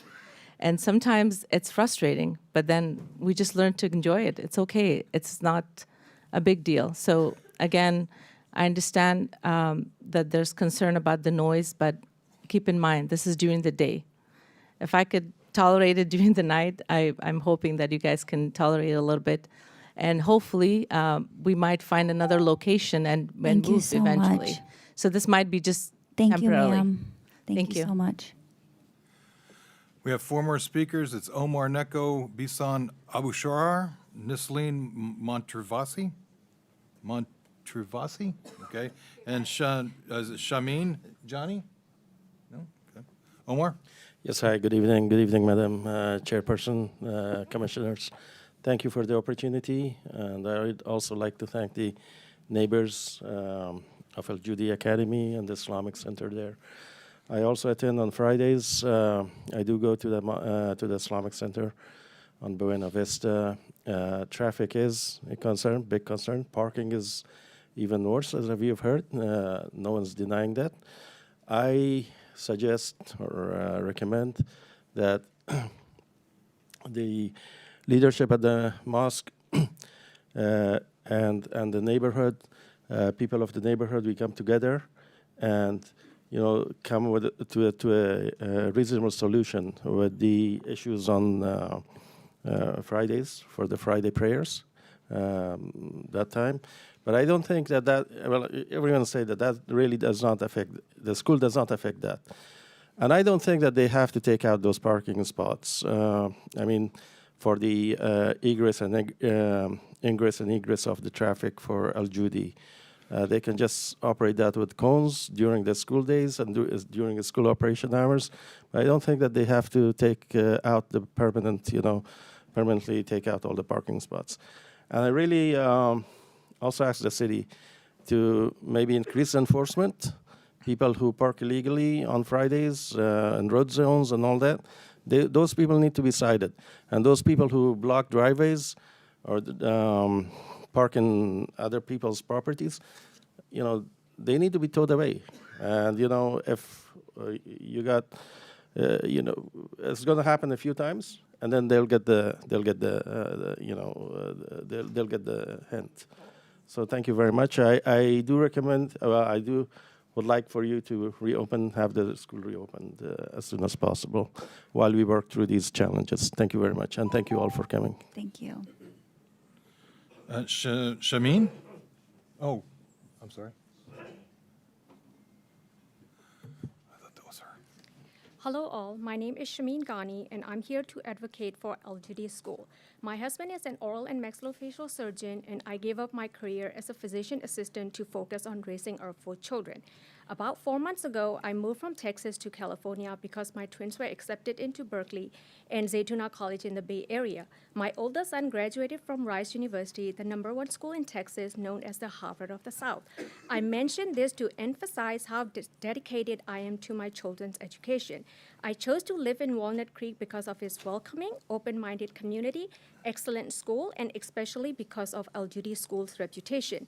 This school truly meets the needs of children and has highly active parents' involvement. What I find most remarkable is that the faculty really pays close attention to the students. Besides providing excellent academic instruction, the school emphasizes developing children with strong moral and ethical values. The children are very well behaved, exhibiting great mental stability thanks to the consistent presence of parents and the school's leadership and philosophy. When issue arise with student, the school administration and parents work together quickly and closely to resolve them. Overall, I'm fully confident in El Judy School and believe it will be the valuable addition to our community, as we all know that a community's reputation reflects the strength of a school. I am certain El Judy will be among the top school fostering students who excel academically, morally, and ethnically in Walnut Creek. In light of this, I respectfully request that the Planning Committee grant El Judy School the permits necessary to continue its excellent work. Thank you so much for giving me this opportunity to speak. Thank you. Ms. Lean? Hi, thank you everybody for being here. I'm here as a Walnut Creek resident and also as a member of the local Muslim community. I just want everybody to take 2 seconds because I don't have that much time to look around. What we have gathered here is really something special. It's not something that you're going to get to find very often. So honestly, thank you. I have 4 kids at home. They're going crazy. I probably need to leave soon. So thank you.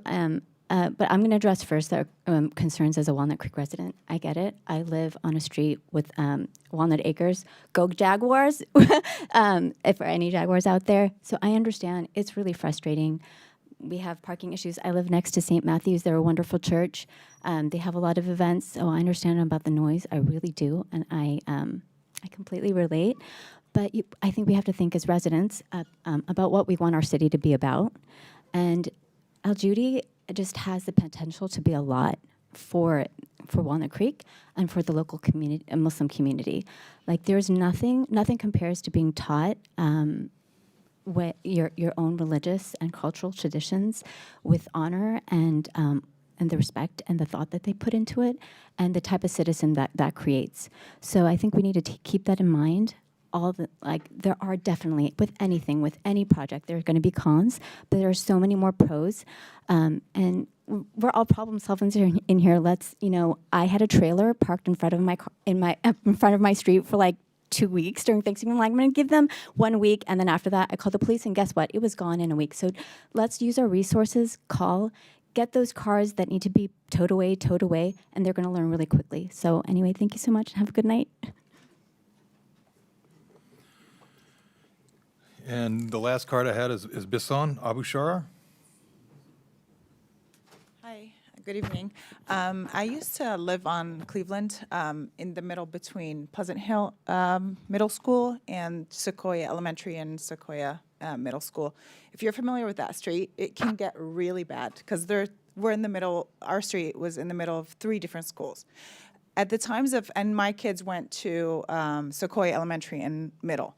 When you guys, if you wake up in the morning, it's traffic, very bad. So it's understandable. I lived there, my kids went to the school, so we had a little bit of grace, understanding that the parents are picking up their kids and dropping them off. It's only like a short time, half an hour, somewhere, maybe 45 minutes.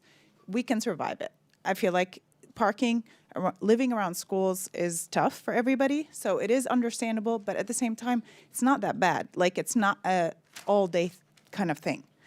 The other thing, I lived in this community for a while, about 5 years, 6 years, and my kids used to go to the schools, but they got into an age where I really needed them to go to a school that shared their values, and I have 3 little girls, and that wasn't available before El Judy opened. So we actually had to move. We moved to Sacramento, about an hour and a half away from here. We drove with our 4 kids here at this time to support El Judy because our kids still have friends here. We come here a lot. We have a lot of friends because we used to go to the Friday nights at the mosque. And I feel like we can come over, we can solve the parking problem, but not close the school, because this has solved a problem for a lot of the people that live in this community. And I hope that not everybody has to move away in order to find a solution.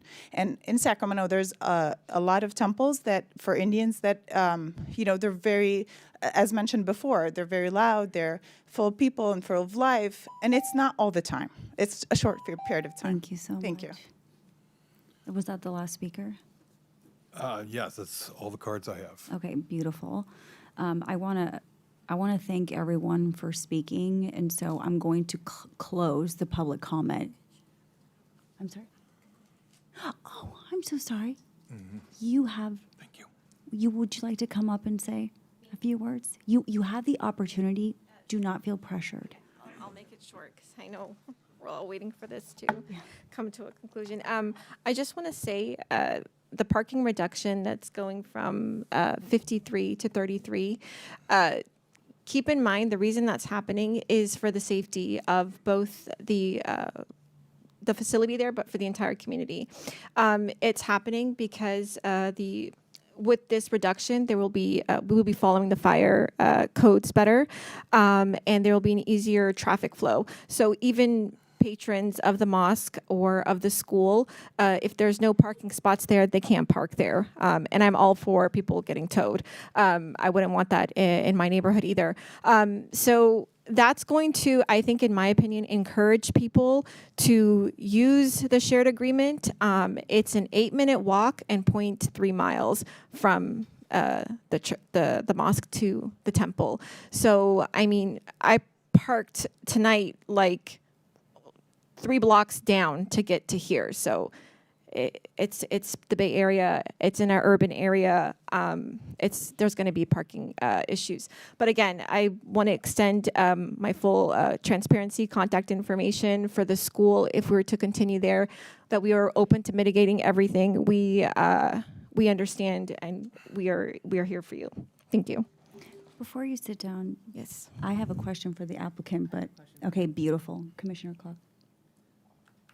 Again, thanks to everybody for their great comments, but my question for you is, obviously this hearing brought out concerns from the neighborhood, and you initially described a process early on where you worked to get to know the neighborhood.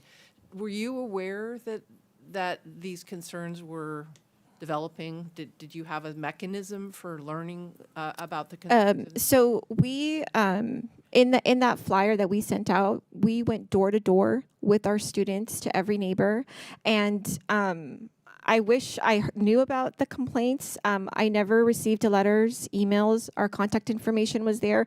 All we received was a few thank you letters. So again,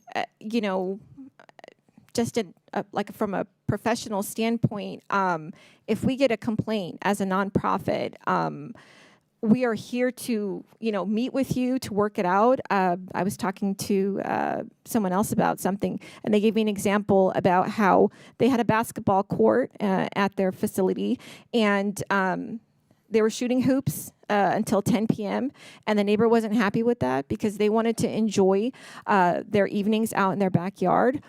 So what they did is they went over to them and they said, hey, let's come to an agreement where at this, what works for you? You want us out of here by 9:30 or 9 o'clock? That works fine. So I have confidence in my team and the school and the parents that they will address anything and everything. Yeah, so it sounds like you hadn't heard until this event. No, and I wish we did. There's a picture of the rocket that went into the yard. That was a science experiment, like Ms. Samir said. The kids are, to the STEM level, but we moved that to the park, and so and we apologize for that.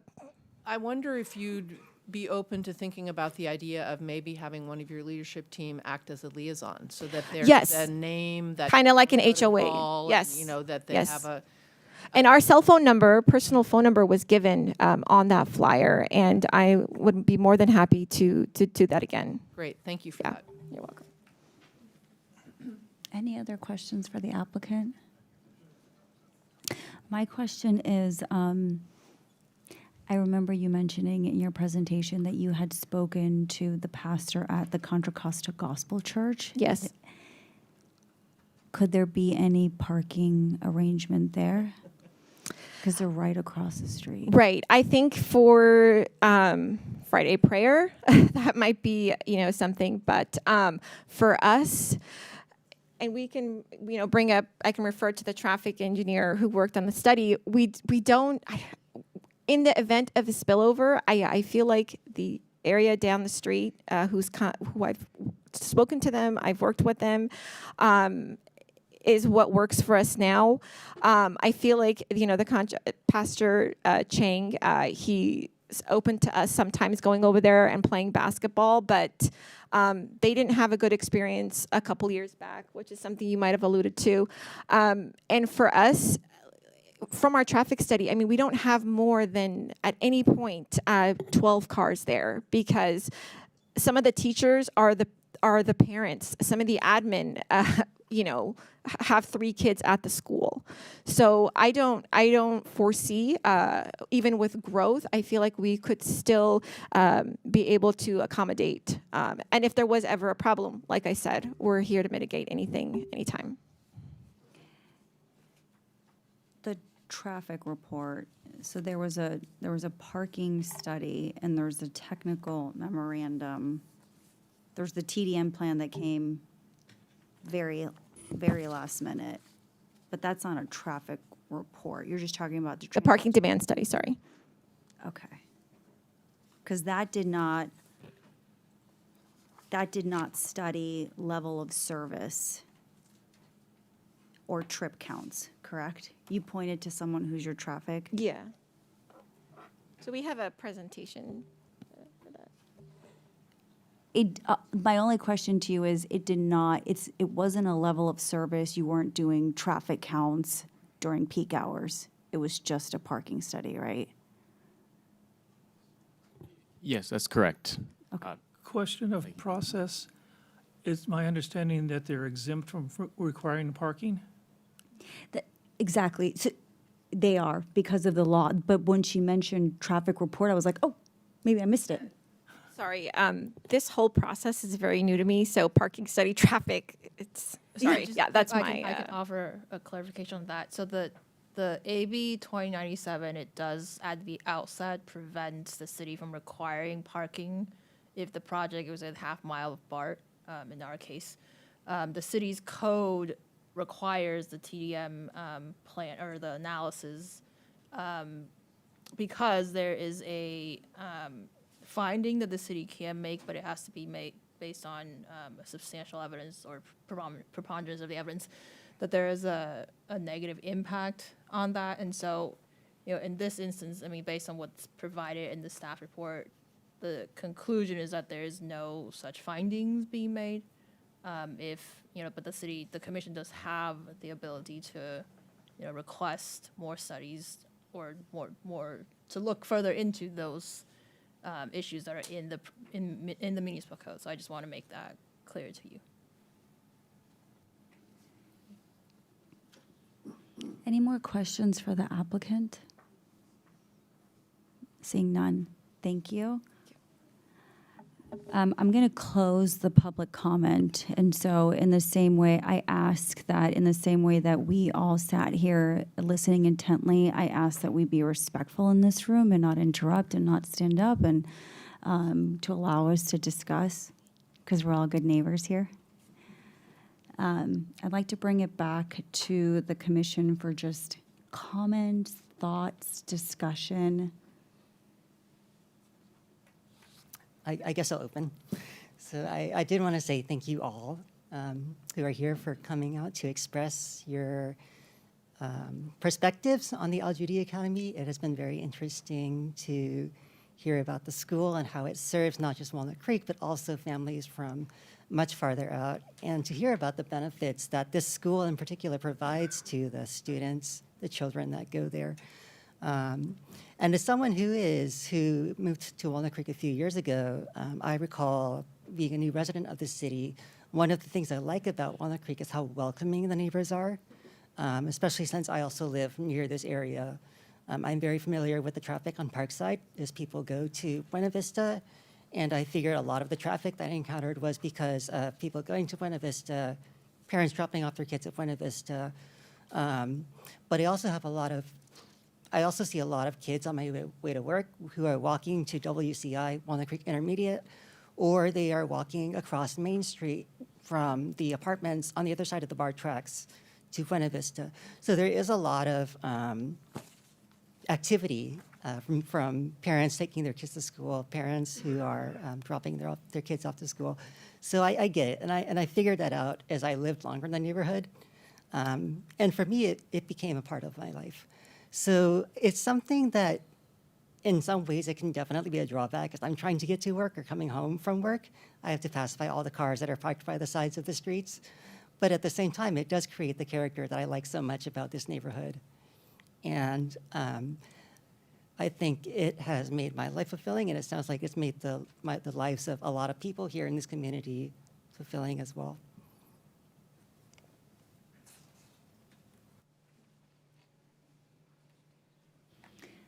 Any other, yes. I guess my one concern is that if you had come to the city at the conception of the school instead of founding the school and then being shut down and coming to us, it would be an entirely different project, and we would probably have solved these people's issues right there. That's it. Any other, yes. I just wanted to also say thank you so much to everyone who came out tonight to share your perspectives. And it's really is a beautiful thing to be able to see the strength of this community, the values of this community, people really coming together and valuing family and valuing education so much. And as I think about this project, and there is some parking being taken away, but it seems like the purpose of that is not so much the expansion of the school, because the school changes just happen within the interior of the building, but it's more for the safety issues of the building overall, as far as I can tell. And if the activity of the children is being moved away from where it was in that photo that got passed around that was right against the fence, instead it will be in between the buildings. It sounds to me like that's an effort to improve on the noise situation as well. So I appreciate the improvements of safety, the improvements of noise, and the efforts to really meet all of the requirements of the city and the city permits to work together to make this all work. So thank you.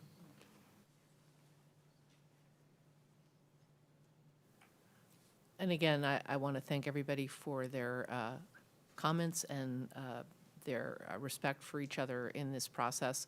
I do notice there's some blurring of concerns relative to how the mosque operates and how the school operates, and I just want to confirm we're talking about the school today. And so other issues may need to be addressed in other ways, but we're talking about the school today. So thank you all. I second that. Thanks, everybody, for the school community, neighbors for coming out. It's great to see everyone kind of sit in the same room and work out our issues.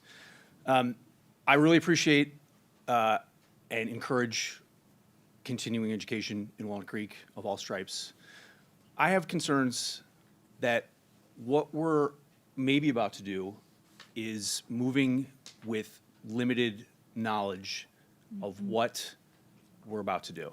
And that is more to the point of the sound issues. What I'm looking at in the reports say that the staff believes that it won't be an issue. The neighbors say otherwise, with 45 students as it is now. I understand that the recess will be in the courtyard and not where it was before. It's my understanding that the buffer, the wall, is not sufficient right now. And I guess where I come down right now is I think if we were to commission a sound study, a traffic study, get it done quickly, have staff expedite with the school to try to understand the basic facts of what we're talking about. Because everybody can say, well, you know, it's not that bad because we're staggering it. And I understand that. And the school has done a lot to later starts. I understand that the school is not the mosque. I understand that the prayer service starts after Friday drop-off. But what I'd like to see is an actual study done on a Friday, and I'd like to see what the noise issues would be with 90 children, I understand that we're ramping up enrollment, but when we get to the point of 90 children at recess for 45 minutes, what does that sound like? And if it sounds higher than what the city says are in the acceptable range, then how can we mitigate that, right? It's not saying that there shouldn't be 90 kids there. It's saying that how loud are they going to be? What is the impact to the neighborhood? And how can we all work together to make sure that everyone's happy? My inclination would be to approve it with the continuance subject to a noise and a traffic study. We would just continue it to a date certain Sure, right. But with that in mind. with, correct. Could that, I see that as possibly being done in two different ways. So one would be to continue this on to a future meeting pending a noise study. But another way, I'm wondering, curious from staff, if another way to do it would be to include in the resolution itself a condition about meeting the noise ordinance. And so if in the future they violate that, then that would be written into the resolution and they would be violating their conditions. So that is a way to include that condition. Sometimes the commission might think about the enforceability of such a condition because sometimes different by project issues may, if you wanted to understand the noise impacts of a project, typically that's done before you approve it rather than conditioning it to be completed at a later time. If you approve the project and include a condition, then the issue becomes more of enforceability and to, if the study, whether it's done or not, is it up to the city standards and, is it going to exceed the levels that are in the ordinance? And so those issues, at times before the project, it can be easier to address and understand as opposed to post-project, because that's another consideration. I'm just thinking about if we don't have 90 kids yet, how will we study the sound of 90 kids? Are we going to recruit some kids from somewhere else It to would be through come hang modeling. out in the school? It would be through modeling. Yeah. There's acoustical consultants that will do that. The traffic consultants will do that. I mean, that's how every environmental analysis is done for a general plan, right? It'll check the full max build out of a city. What I would like to say here, because there's so many parents in this room, I do want to tell you that almost everyone on this side of the room is a parent. So I just want to make sure that that is very understood. And two of us have children at the age of what Al Judy serves. And so I do want to make sure that when you're listening to what we're discussing, we are discussing it with the heart of a parent and we hear you. And being that we are also Walnut Creek residents, I started off by saying that a big part of why we're here is that we want to be good neighbors. So I just want to make sure that we state that as we're discussing things, folks, right?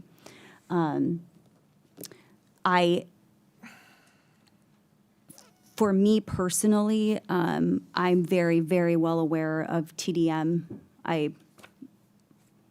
From just ordinance perspectives and also utilization under CEQA, which we're not talking about CEQA today. I personally need more time to look at it since I know that this was just submitted today. So some of the, if we're keeping with this motion of being a good partner, being a good neighbor, which is something that Al Judy wants to do because they want to blend and mold into the neighborhood, and that all of us here are supportive of education of all kinds because we have the babies. What I personally would like to see commensurate with what Commissioner Moran was saying is it would be good to understand what that looks like for a future build out of 90 students or whatever that is in order to curate the perfect amount of students specific to this 7,000 square foot site. If I'm oh, pardon me, that's all four buildings. All four buildings are 7,105 square feet. The other item that I would like to understand is also just, because I am not personally a teacher, I don't know how that works. It'd be interesting to also understand operations of how 90 students would flow and grow and build based on what the business plan is of Al Judy, which seems very impressive to me. I think that's kind of where you were going along, but not requesting studies that would be in violation with the Assembly bill, because that's not what we're asking. It's more information about what can be studied to help support the proposed future operations and plan of this school so that it fits in and blends in beautifully with the neighborhood. Am I saying that correctly? For me, it's sound and traffic. I understand Sound that and traffic. parking is exempt, but, with people coming down Buena Vista, how many buildings are going to be built next to BART and they're coming to and fro? Or the people coming to 680? Is the Baptist church going to grow? Buena Vista going to grow?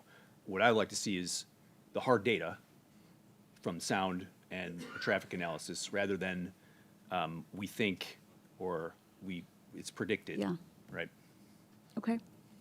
So for the sound, I think what you're saying is relevant, the business plan for the school, because it does matter, are all 90 students outside at the same time? Or what's the flow of Exactly. that is going to be relevant to noise Yes, as well. exactly.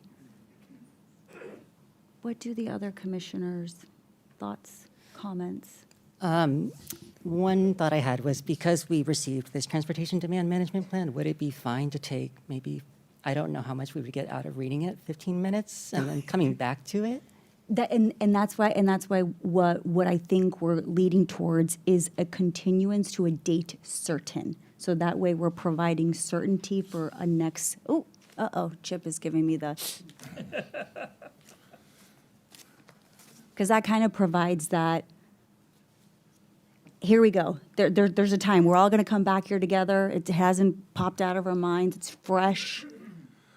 What are your thoughts? I would offer if there is a continuance and the planning commission reaches consensus on certain items and one of them or two of them are studies from an SME, it would be difficult to put a date certain in there because we're not sure how long these things are going to take. Oh, how long the acoustical engineer? So, I mean, if we picked, say March 12th, we Can't might. you write a staff report that in might be 1 tough. week? Sorry, I just figured parametrics would go ahead and considering that they did the The TDM. consultants would have to get under contract, do Agreed, the work, agreed. produce Okay. a report, be reviewed. So then at that point, then maybe it would be as soon as the applicant can complete this, and we can all, It'd be continued. to be continued. I wouldn't mind some language that says the phrase expedited, for what it's worth, whether it be on the staff level or also the school level. I know that you can't set a date because then there's so many things out of our control. Yeah. But I'd like to give at least everyone the feeling that we're not kicking the can necessarily down the road. We Exactly. just need to know what we're talking about specifically. Yeah. Question, I'm assuming the school is not in session active right now. It's closed? Yes, we are not at the Walnut Creek site, so how would these studies be done? My next Yeah. question, thank you for that. When do you, if our decision tonight, when would you hope to start classes again at the site? After the break, Basically, first. in January, in the new year, yeah. If we approve tonight. If If you we approve. approve tonight, yes. Yeah. And the other thing is, because this came as a collaborative effort between families with kids who had, situations and issues that were dire. We have lost a lot. And as a nonprofit, obviously we don't make any profit off of this school. It's difficult to shut down and then come back. So I was telling Pastor Chang that we would probably restart with 15 students again. That's, parents need stability. And as,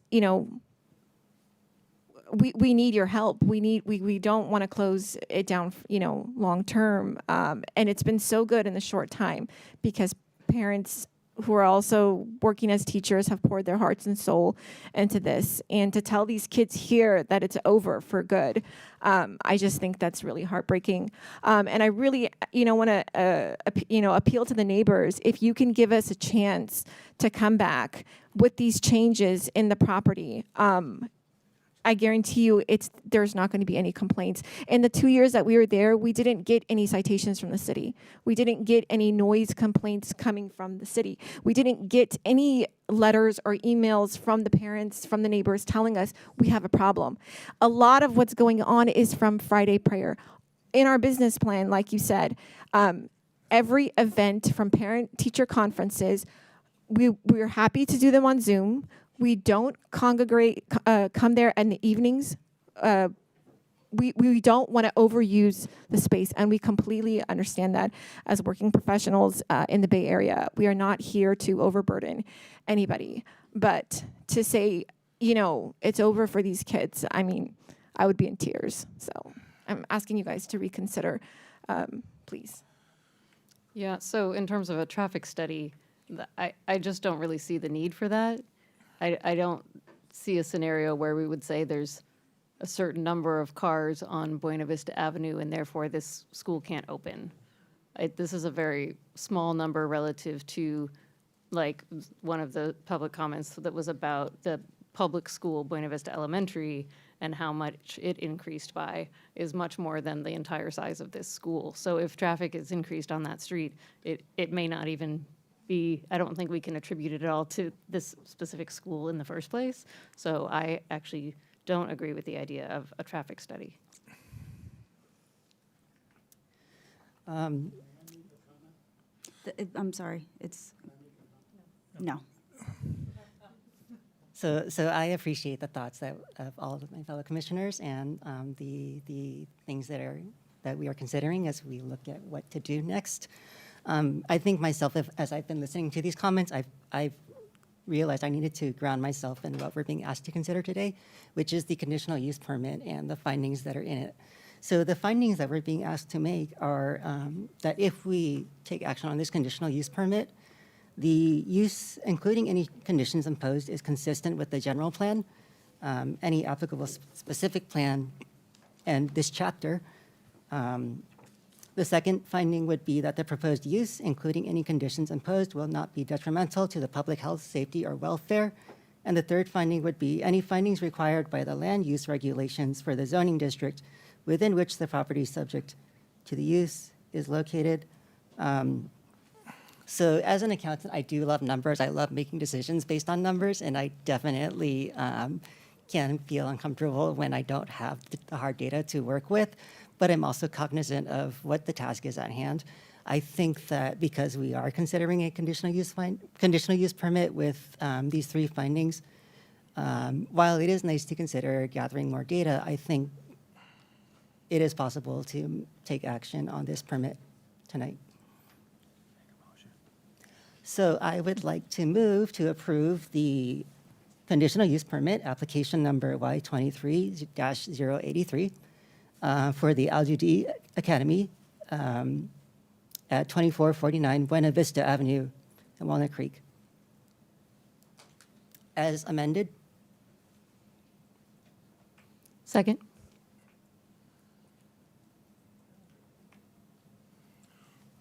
Roll call.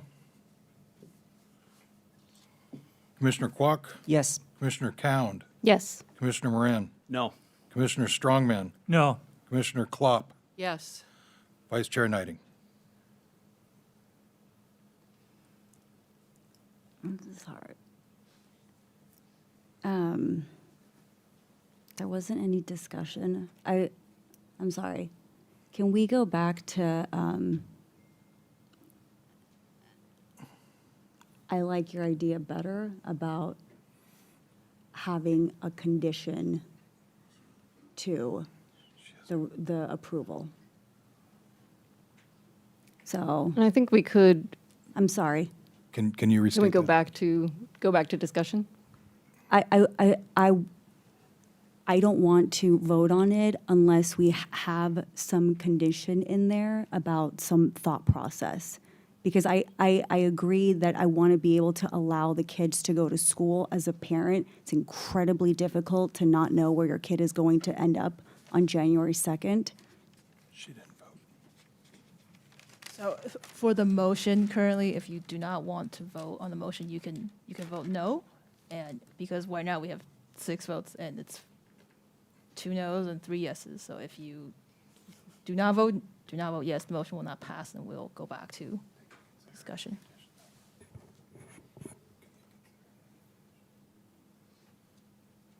Just because the motion's already been made and seconded and we're voting, and so we should complete this motion. If you do not want to vote yes on the motion, you can vote no. We made the motion too fast. Is the Thought process. Can I just ask a clarifying question on what's included in our existing resolution?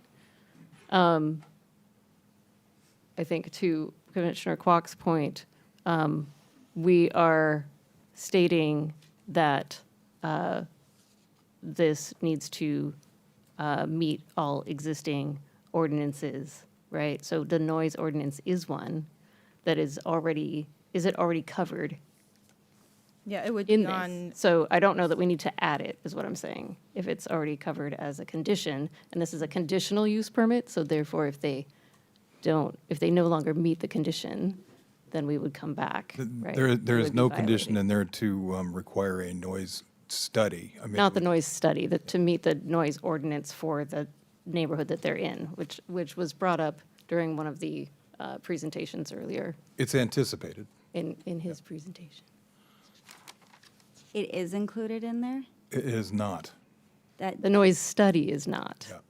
but the compliance with the noise ordinance is contemplated. It's implied. Yes, that's what I'm saying. Thank you. it's not a specific, there's no condition that says you must comply with the noise ordinance, but the ordinance applies regardless because it is law. So it's not called out, but it's Right. implied. So it's inferred. It's law, so it'll apply and they have to Okay. comply with it. Okay. So if I vote no, it's a no, and if I vote, right, because What I heard her say is if you vote no, it's equal. So we go back to square one, right? Correct. It would be a, But as Be a long, tie, so so the as motion long as you have an ordinance that is incorporated essentially by reference, because they have to oblige by it, right? So how do you enforce that? It's difficult. It becomes a code enforcement, and there's also the noise levels that, the noise data that you saw, the rules came from the general plan. It's policy, it's not code. We do have a code, a noise ordinance that's for construction, that type of thing. But that's the intent anyway. Live music, that kind of thing. Got it. Okay, so because it's 8:48 and there's small children in here, the way I see it is that I don't anticipate there being an issue because you have now mentioned that you're a good neighbor. I think that's a fair statement. So, yes.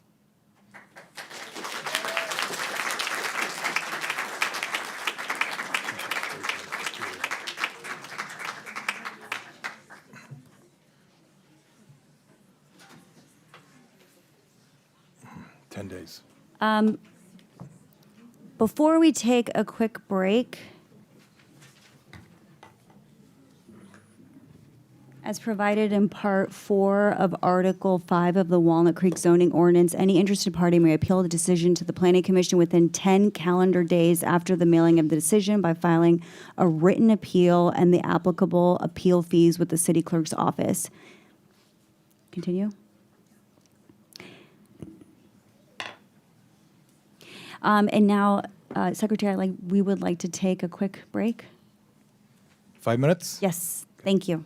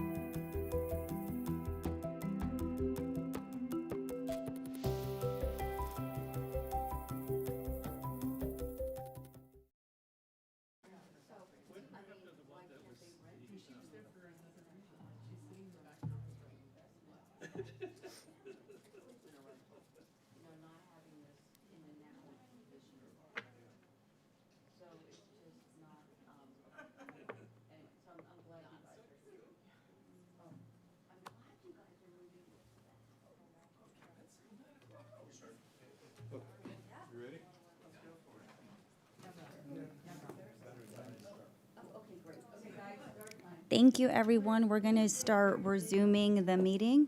Did we start?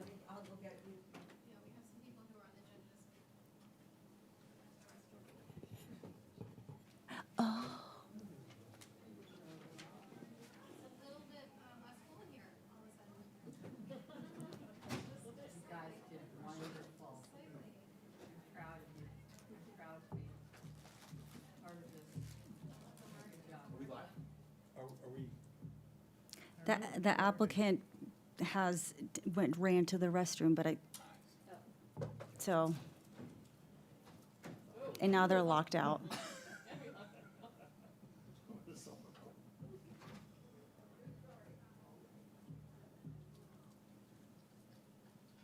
Okay, perfect. Thank you so much. Does staff have a presentation? Yes, thank you. Good evening, Commissioners. My name is Gerardo Victoria, Assistant Planner with the Community Development Department. The project before you today is the Song Bed and Breakfast Inn Conditional Use Permit Y25066, located at 1002 Hacienda Drive. Before I get started, as well as my coworkers, I do have some housekeeping items as well. That have been outlined in yellow in the updated draft resolution, and I also have a slide later on in the presentation to go over some other housekeeping items. So some site context here. The property is located at 1002 Hacienda Drive off of Homestead Avenue. That's also surrounded by other residential uses. It is a 1,500 square foot single-family residence. The general plan designation is single-family medium, and the zoning is a residential 10. A bed and breakfast use is permitted with approval of a conditional use permit. This item was brought before staff when neighbors contacted code enforcement regarding an Airbnb operating without a permit. So code enforcement in August of 2025 opened a code case, notified the applicant notified staff approximately 30 days later to file for the conditional use permit. The business plan as outlined in your agenda packet, the check-in times are 3 p.m. The checkout times are 11 a.m. It's a 3-bed, 2.5 bath with a full kitchen, single-family home. One booking is allowed at a time, which means if one individual books one of the rooms, the other 2 rooms cannot be booked. Minimum 2-night stay, maximum 7 days. Excuse me, my mouth is getting dry. Check in with a custom code. The custom code expires at the end of your stay. Breakfast foods are provided. Pets are allowed. Quiet hours are from 10 p.m. to 8 a.m. There is a noise monitor that will be installed inside the residence. No special events are allowed on the property. The facility is entirely enclosed and soundproofed and air conditioned. There is one security camera that's been installed on the exterior of the home by the garage, and if guests do not abide by these specific rules, guests will be evicted immediately. So as you can see here, this is the site plan and the floor plan. So this is Hacienda right here. And this is a driveway that leads up to the single-family residence. The applicant is providing 5 parking stalls for the bed and breakfast inn. Only 3 stalls are required. As you can see here on the floor plan, it leads stairs up into the front door. It's located here, which is located right here. You see this elevation drawing. And as you walk into the living area. The full kitchen is located here with the 3 bedrooms to the west. And this is when you drive up into the driveway, this is what you see, the garage right here, and then the living space up here. So these are the standard conditional use permit findings for this project as outlined in the draft resolution. There are additional bed and breakfast permit findings that need to be made. So the facility needs to be located within 500 feet of an arterial or collector street. This project does meet that standard. There shall be no more than 5 guest rooms. The applicant is providing 3. The maximum length of stay for any guest shall be no more than 1 week. The maximum stay for this bed and breakfast is 7 days. The only meal shall be provided as breakfast. Other meals may be served at special events. Once again, no special events are allowed at this bed and breakfast foods are provided. Signage shall only identify rather than advertise. No signage is proposed as part of this project. No bed and breakfast inn shall be located on a lot closer than 500 feet from any other lot containing a bed and breakfast inn. The closest bed and breakfast inn to this potential bed and breakfast inn is located 2,000 feet south on Oak Knoll Loop. So they're meeting that standard. On-site required parking that is not located within the garage or on the paved driveway.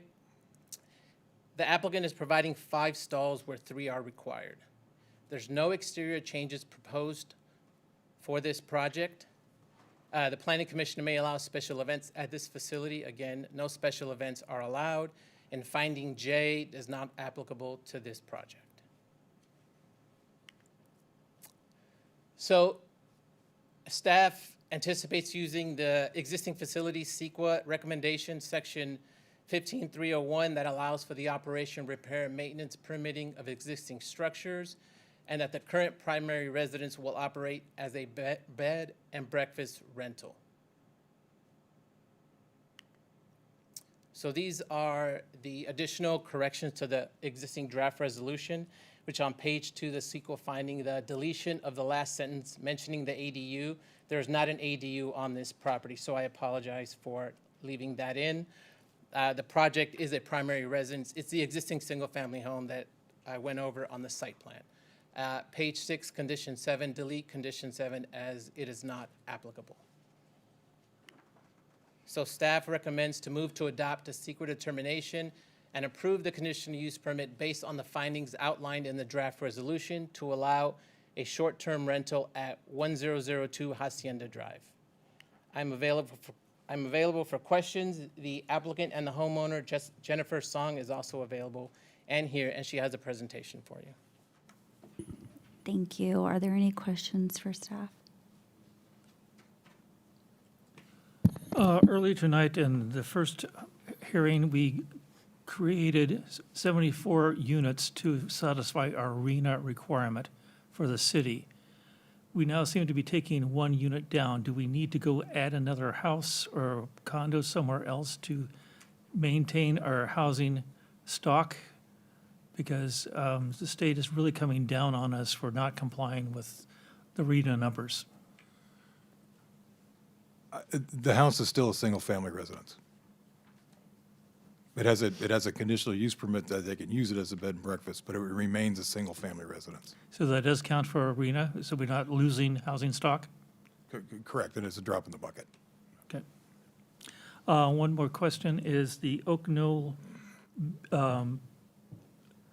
property have a CPU, CUP, excuse me? Yes, they do. So there's only 3 approved conditional use permits for bed and breakfast inns in Walnut Creek. I reached out to the police department, sorry, I don't mean to interrupt. I reached out to the police department and I spoke to Lieutenant Drew Olson, who advised at those 3 bed and breakfast inns, there has never been a call for service. Just to follow up on that, for those 3, does the owner reside at the property? Yes. They are hosted, yes. Okay.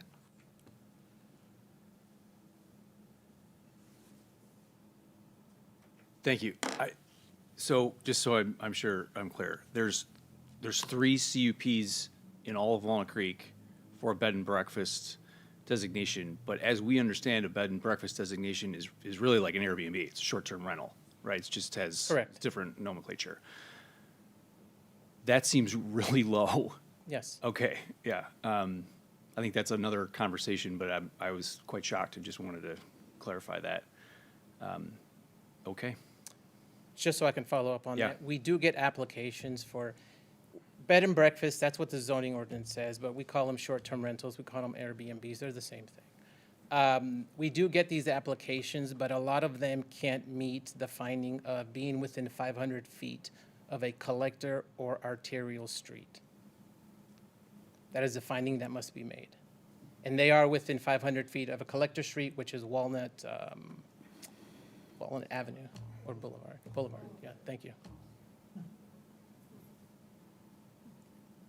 But our ordinance does not say that it has to be hosted No, in the it does not. definition, because traditionally, like the original, I think, definition of bed and breakfast, you know, when I knew from way back when, was like the host lived there, right? Correct. So It does not that's say what that. I tend to think of when I think of bed and breakfast versus Airbnb, short-term rental. Those are, in my mind, those are different things, but, okay. I will note, and the applicant will get into this too, she lives 15 minutes away. She will be available 24/7 for any issues, concerns for the bed and breakfast inn. Any more questions?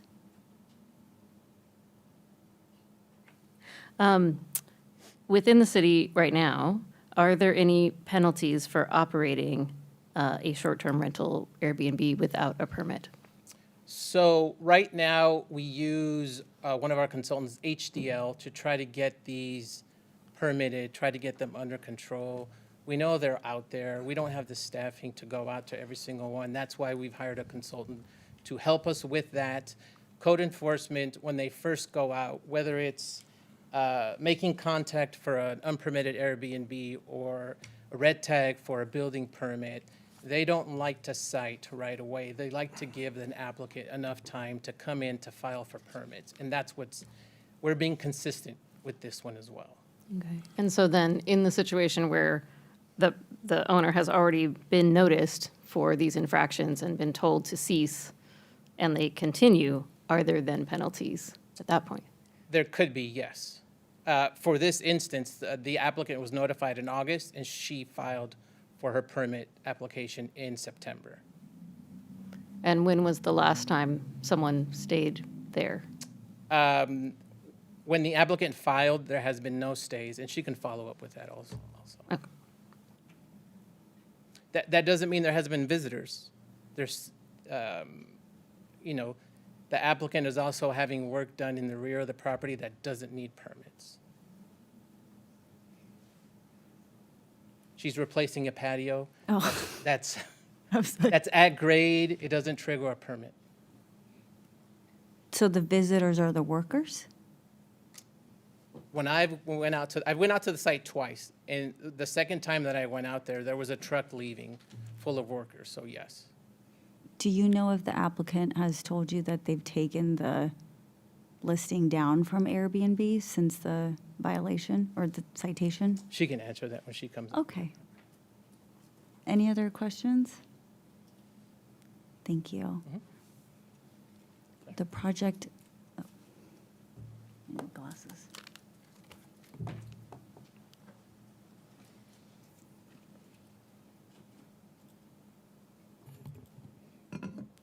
Thank you. Go ahead. Hi, Commissioners. Thank you for your time. Thank you for taking my case today. Thank you, Gerardo, for preparing that presentation earlier. Thank you, neighbors, for staying so long and hearing me out. I think what we don't see is two things that I'm up here to speak about is why we're doing a short-term rental and how we plan to alleviate a lot of your concerns today. And so I'd like to just kick it off since it's already a little late. If you could go to the next slide. Oh, I'm sorry. I wanted to begin with why we purchased this home. I currently live in Oakland. I have a toddler at home. If I may share a quick story, we're driving home from Costco. I decided to park in front of my home, leave the car on, and just finish Wheels on the Bus, singing along. And then I hear some person had a tool in their hand and pushed the passenger window. Looked inside the car for a purse, a backpack, didn't find anything. I see him step back and look at the back passenger window where my daughter was sitting. And that's when I just immediately turned the car to drive and drove away. Sorry, pregnancy hormones, I think. So that was my turning point of, I think we need to find a new neighborhood to live in because as a parent, safety is my biggest concern. I want to keep my child and now children safe. And we're still in Oakland. We're still in that same house. My husband couldn't be here today because he's traveling, but you know I'm checking at night that my door is locked and that we're safe. So when we did our home search, we landed on this beautiful neighborhood in Walnut Creek. It checked off all the boxes. It's highly rated school districts. We're only 1.6 miles away from the elementary school. We love that it's walkable to downtown as well as a walking trail in our backyard. So you get the suburbia feel, but also the closeness to a coffee shop and restaurants that we can walk to and don't have to fully rely on our car.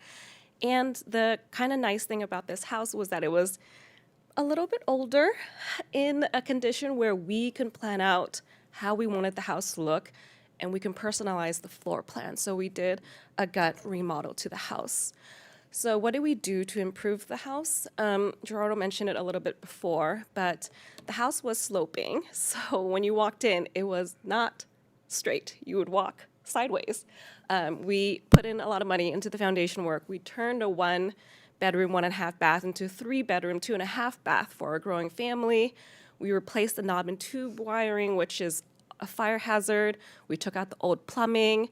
We're landscaped the front yard, and then we're also doing the backyard right now, as was mentioned. So what we're trying to do is just really make it into our home and into a place that we can live in. But life happens. We wanted to move in.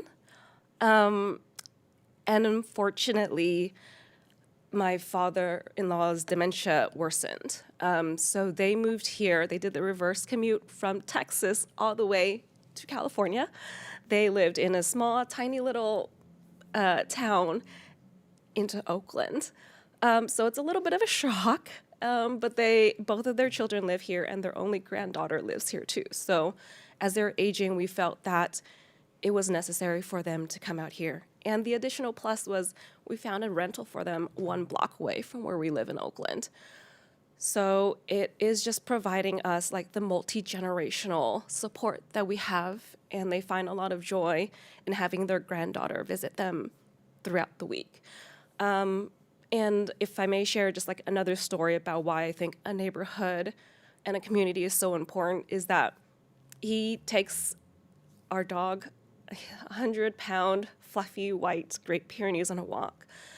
And for whatever reason that day, maybe she led him down an unfamiliar street or whatnot, and she saw a bird and barked and pulled on the leash, and it pulled him down. And he fell on the street, broke his nose, had stitches all around his eye, and a neighbor called the ambulance to pick him up to take him to the nearest hospital. And then that neighbor took our dog back to our place so that the dog could be taken care of while he went into the hospital. And we were close enough by that we could visit him and spend the hours needed to make sure that he was okay. So that's just like a long story short of, we would have moved yesterday if we could.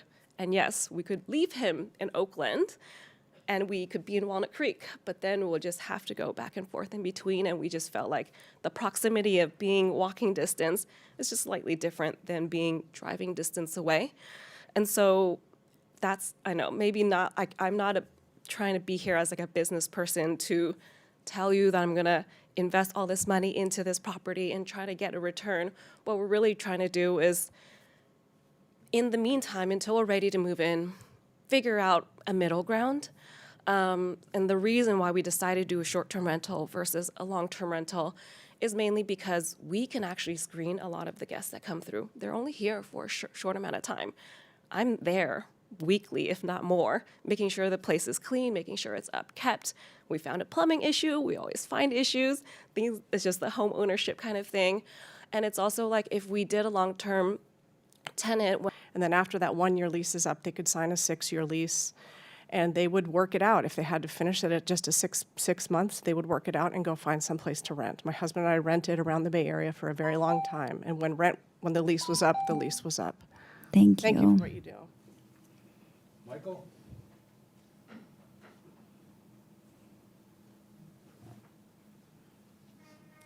Thank you. I'm Michael Robertson. I live at 1031 West Holly, which is about 100 yards west of the house that we're talking about. I've lived there for 17 years. My wife's been there for 30. I had this fully prepared speech, even timed it out to give to you tonight, but I'm not going to use it because I was impressed for 2 hours listening to the Islam community talk about how they are part of this community, how they live here, they work here, they grew up here, they moved here to be part of this community, and they wanted to work things out with the neighbors of Buena Vista. None of that is true about Miss Song. She doesn't live here, she doesn't work here. This is a business acquisition for her. I looked onto LinkedIn and pulled what I believe to be her account because the name matches exactly the person who lives in Oakland. She went to San Jose State Business Administration Accounting. She's a certified public accountant. More importantly, since 2018, she's been a real estate investor. She has short-term and long-term single-family home investments in California, Indiana, and Texas. She's also a limited partnership in a 150-unit building and a 182-unit multifamily home. Basically, anything she says about being confused about permits, about posting, about doing things the right way, it's not accurate. It's not accurate. So we certainly will not accept an unhosted building home in our area. We don't know who's coming in. She said herself it takes longer than 15 minutes. So if somebody's throwing a party on a Friday night, she's not reachable. It won't happen. So please turn down this permit. Thank you. Thank you. Carissa Adamson?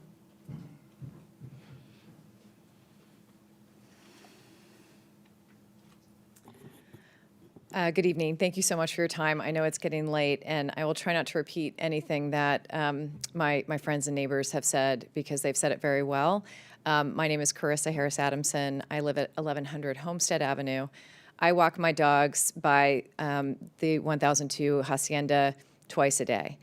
For the last 6 months, I've seen a variety of people in the driveways enjoying parties sometimes, the big construction trucks. I've asked multiple times if they are the owner because I was just confused as to who lived there.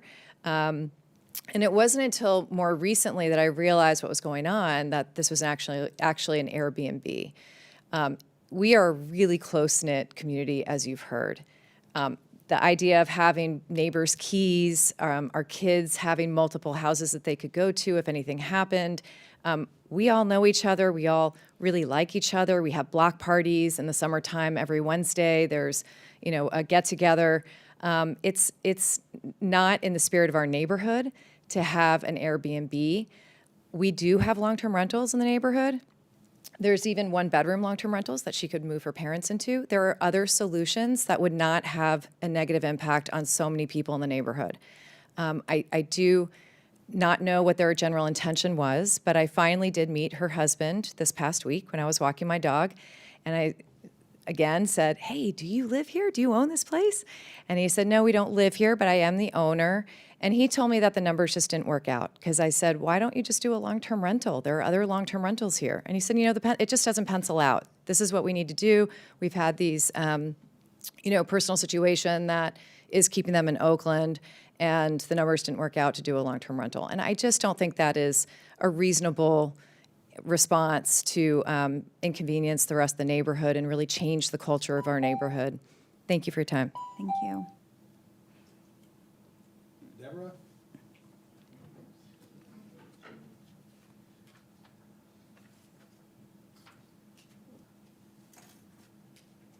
Hi, my name is Deborah Burston. I live at 1012 Hacienda Drive, and I used to come to this chamber as a reporter for the Contra Costa Times, and also representing Walnut Creek on the County Library Commission.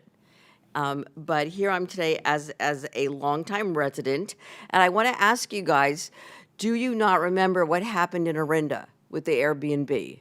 Okay, hello, parties, absentee owner, out of control, shootings, deaths from a party.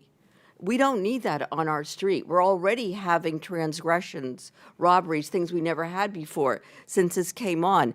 And I don't know if you all are well-versed in tenant law, but I have a tenant, a lawyer in the family who also owns properties in San Francisco.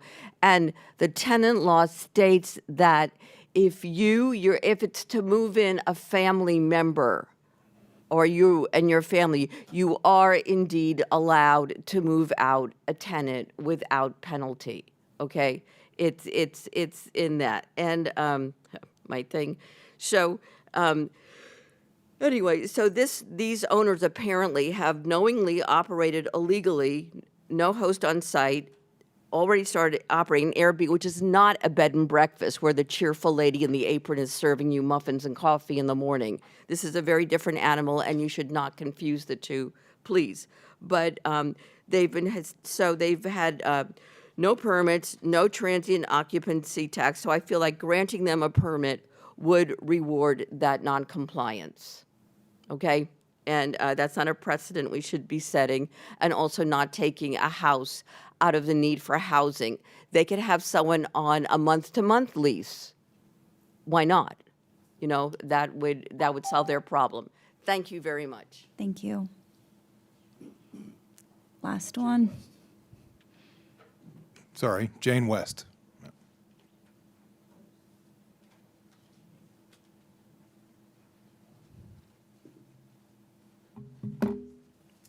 Good evening. My name is Jane West. I live at 1078 West Holly Drive. I've lived there since 1984, and it's great. It's just great. Thanks for being here this late. I know what it's like working late. I was an RN for 40 years, so I remember those late shifts. It's rough. It's hard. I echo many of the sentiments that my neighbors have stated, particularly Kimberly and Monica, you know, and Deborah, about the issues with parties. When someone has a party and it's out of control, we all have busy lives, because this has happened to me, you know. And so the party's out of control, and you're always hoping, oh, in about 30 minutes, you know, it'll be quieter. But that doesn't happen. So it goes on, and then an hour passes, and finally you think, oh, I need to do something. But by that time, you lost an hour of, you know, your life, and you're irritated. And who do you call? You must have to call the police or something, and then they have to call this lady, and then it goes on, and your whole evening. I've had 4th of July's events ruined because of parties that get out of control. And then she indicates she screens the guest.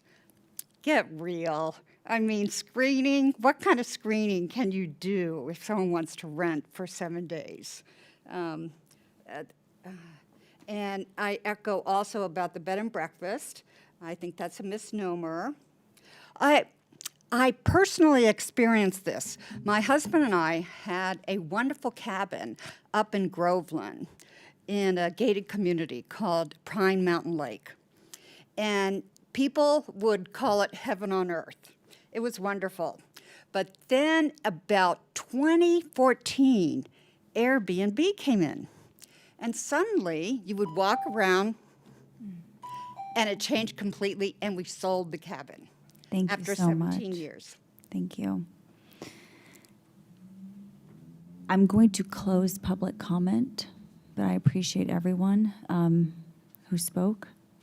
So now I'm going to bring it back to the commission for any comments, questions, thoughts. Oh, that's right. I keep forgetting to do that today. Sorry, guys, it's late.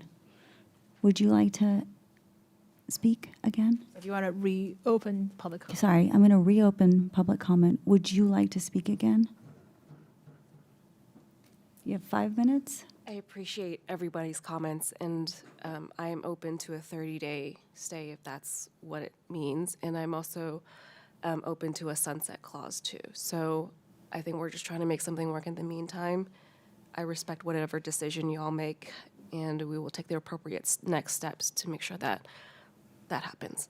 Thank you. Thank you. Now we're going to close public comment. And now I'm going to turn back to you. Any thoughts, comments, discussion points? Commissioner Moran.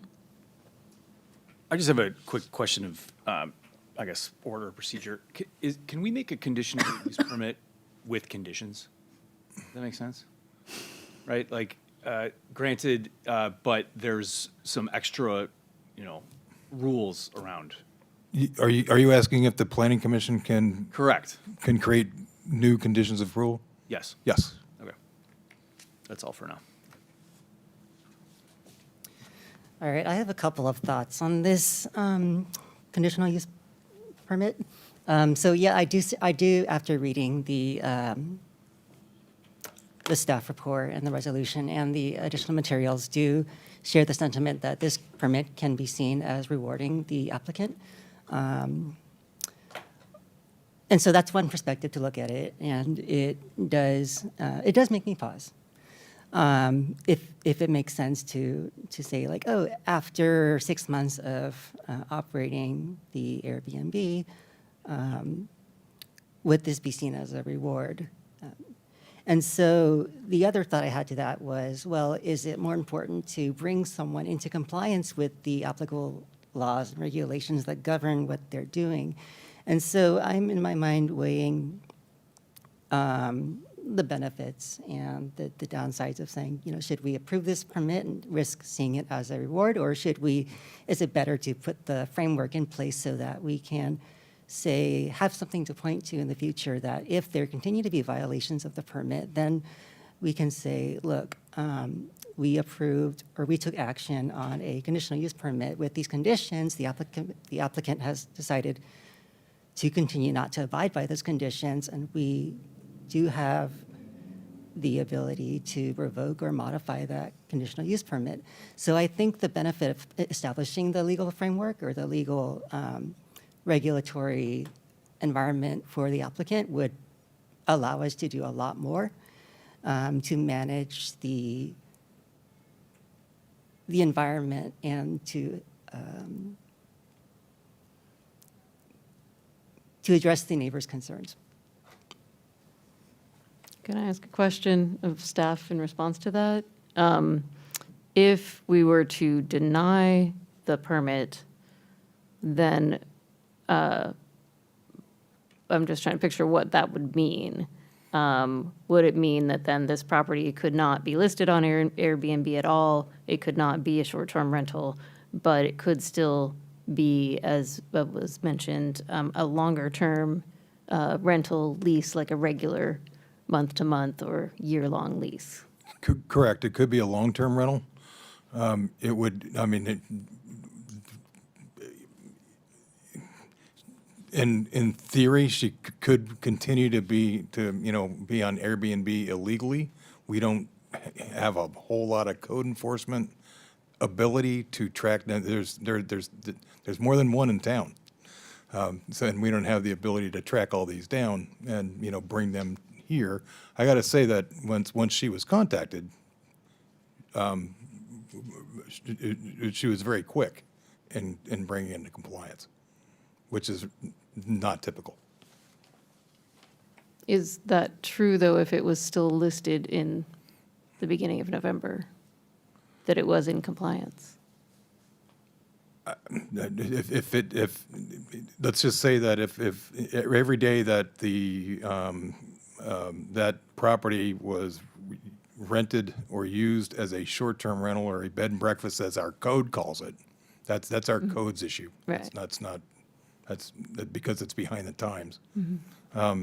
Would be an illegal activity, locally illegal activity.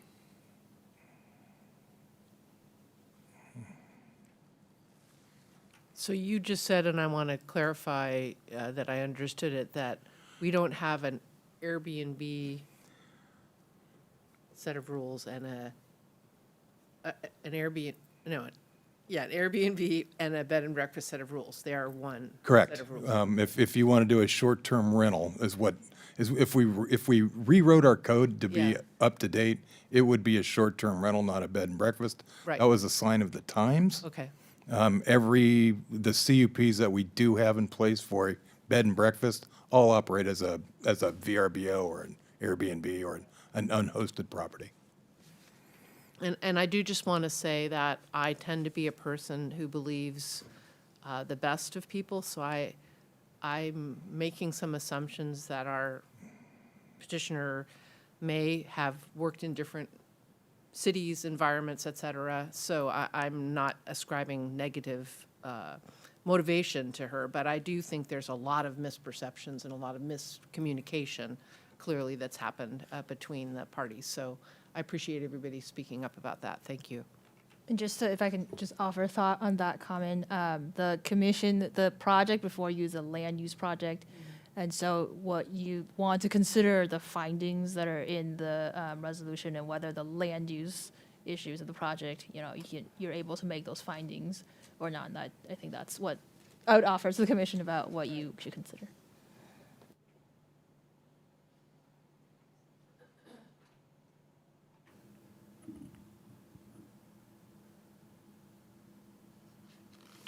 I want to go back to, did anyone have any discussion about the stay, the duration? And the only reason why I brought that up is because that was something that the applicant had mentioned. And I'm trying to, and one of the findings, if I'm not mistaken, says 7. I believe it's our ordinance that says if you're operating as this bed and breakfast inn, you have a maximum of 7 days. So she would not, if she wants to operate, if we approve a conditional use permit to operate as a bed and breakfast, then no one can stay longer than 7 days, is my understanding. I believe the code is 31 days.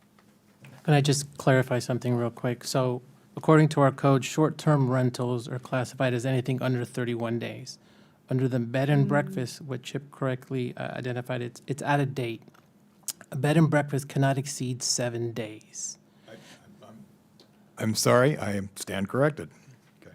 So And the all bed request and here breakfast. tonight oh, is, the request here tonight is for the bed and breakfast, or? 7 days, that's the max. That's she's asking for, that's it. Because it's So a would bed she and, need a Code permit requires- for a 30-day or 31-day, whatever? What was that category called? A short-term rental is 31 days or less. And So would all- you need a different kind of permit for that? Or she can just do that? No, she can't just do That's a land that, use yeah. classification, or a definition, Okay. but the requirement is 7 days for this. Got it. okay, sorry. So the land use classification that is proposed before us today is bed and breakfast, not short-term rental. We don't have a, short-term rental is more of a definition. The land use classification is bed and breakfast, and we've processed all bed and breakfast as short-term rentals with a period of up to 31 days. And our- If they want it. And our city has only 3, and they're all hosted. Correct. They're not hosted. Oh, my understanding was they were all hosted. Oh, they are? Pocono Loop, Camino Verde is the other one, and Shuey Avenue. One of them is hosted by a retired police. Okay, that's right, Captain. Yep, okay, yep. So my concern here is that if Ask we Gerardo. approve this, it is a new, it's new for the city, that it would be our first unhosted. If the comparison is to what's been approved, yes. But under the bed and breakfast in findings, that is not a finding. You don't have to host or unhost it. It's not listed as, Correct. It's not listed as a finding that's required. Under the bed and breakfast findings, it's not a finding that you have to host or It can be either hosted or unhosted. correct. It's Right. not a requirement that they have somebody living there. Question is, in spite of tonight, when will the city kind of coordinate these rules and regulations and land use problems and update, get us back into the 21st century, please? The time is caught up with our zoning code, and there's several sections, portions of the code that are, that need to be addressed. And that's one of them.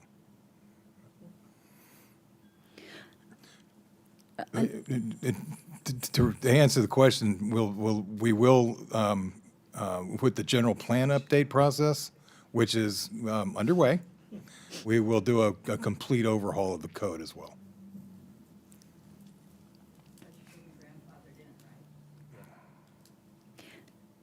I had a question about I. So it says, if the planning commission determines that the proposed bed and breakfast is an appropriate location for special events to occur, additional conditions related to hours of operation, number of guests, additional parking. So it says that the host intends to not allow special events. Does that have to be a finding that's included, that no special, does that have to be an additional condition that no special events are allowed? I'll go to Gerardo, my batting average isn't very good. So you're asking if the planning commission may allow special events, correct? No, it's, what I'm trying to figure out is, do we have to determine whether special events are allowed as part of this? You may allow special events, so that's a determination you can make, but for this one in particular, she is not having any special events, therefore you don't have to consider it. Okay. Condition Or number, do we need to make a condition that she has no special? Right. it You is can in also the, it do- is in the conditions, it says no special events are permitted on site under number 6. Number 6. Of the planning conditions.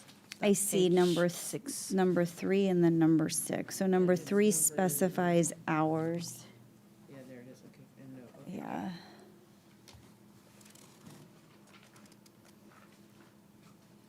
Go ahead. So I see special events as capitalized, and I am assuming there's a specific set of occurrences that would constitute special events. So for example, in the applicant's presentation, there was the mention of wedding couples or their guests that would stay at that rental. And I thought, oh, maybe that's one of the reasons why there's parties being thrown after the wedding. Maybe it's a reception going on. And so are special events things like that, where is it quantified by a number of people on the property at any time? Is it noise? Or if we say no special events, what does that look like? In other words, how is that enforced? How would a neighbor say, aha, Right. this is a special event, I should call someone?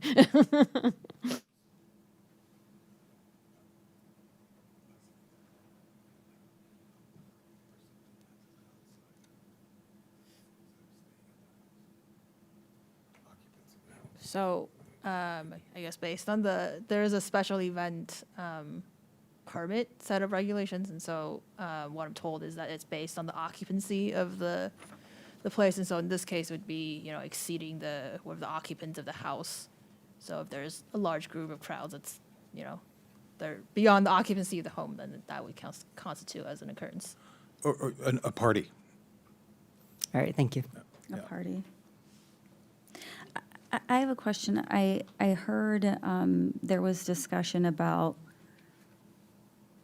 commercial fleet type vehicles being parked, and there was some sort of occurrence about damage to a tree or a mailbox. Did that get reported to because you had mentioned nothing was ever reported to the police. So when I spoke to Lieutenant Olson, I asked him specifically about the 3 other short-term rentals that have been approved, no calls for service, and he had no issues or no comments for this address as well.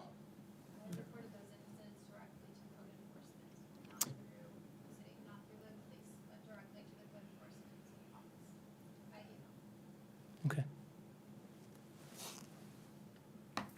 Are there any other,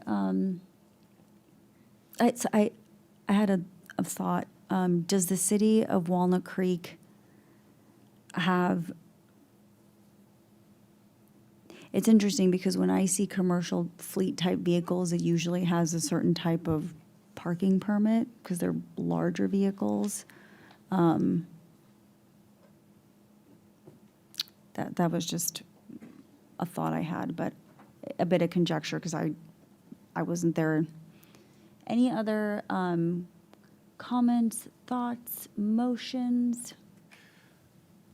So I think we need to kind of back up and realize what we're being asked to do here, and that is to see whether it complies with the municipal code, right? Staff believes that it does. And I'll get to that in a second, but there's a larger issue at stake. We're not here to litigate that, what the code says and what it shouldn't, and that's unfortunate. I asked my original question if there was a way to condition the conditional use permit, because it might be worth thinking in terms of, because it meets all of the criteria for the code, and we are not lawyers and we're not sitting here writing the code again, we should approve it with certain conditions that we might feel are appropriate based on the specific circumstances. And I don't have those exactly right, and maybe we can discuss that, but maybe there's like a 2 strikes rule and it comes back for review. Maybe there's a cap on the number of stays per month, something like that. Where I come down, though, is that the facts are the facts, and what the applicant has and what the staff says is that it meets all the criteria, and we can't really argue that. It's 500 feet and all that other stuff. And my sympathies are with the neighbors, because I understand. But our jobs right here are to make a decision based on what's in front of us, not what we believe is right. Nope, sorry. There's a larger question here, right? And that is, when the general plan gets redone, how do we view short-term rentals in Walnut Creek with a low housing supply? Is it better served for investors rather than owner occupants? What does it do to the character of the neighborhood? And I get all that.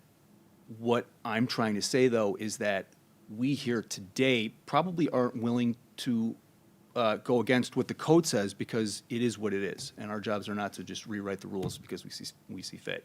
That said, we can put parameters around what I think we might want to do in terms of issuing a permit, and I'm open to discussion about that.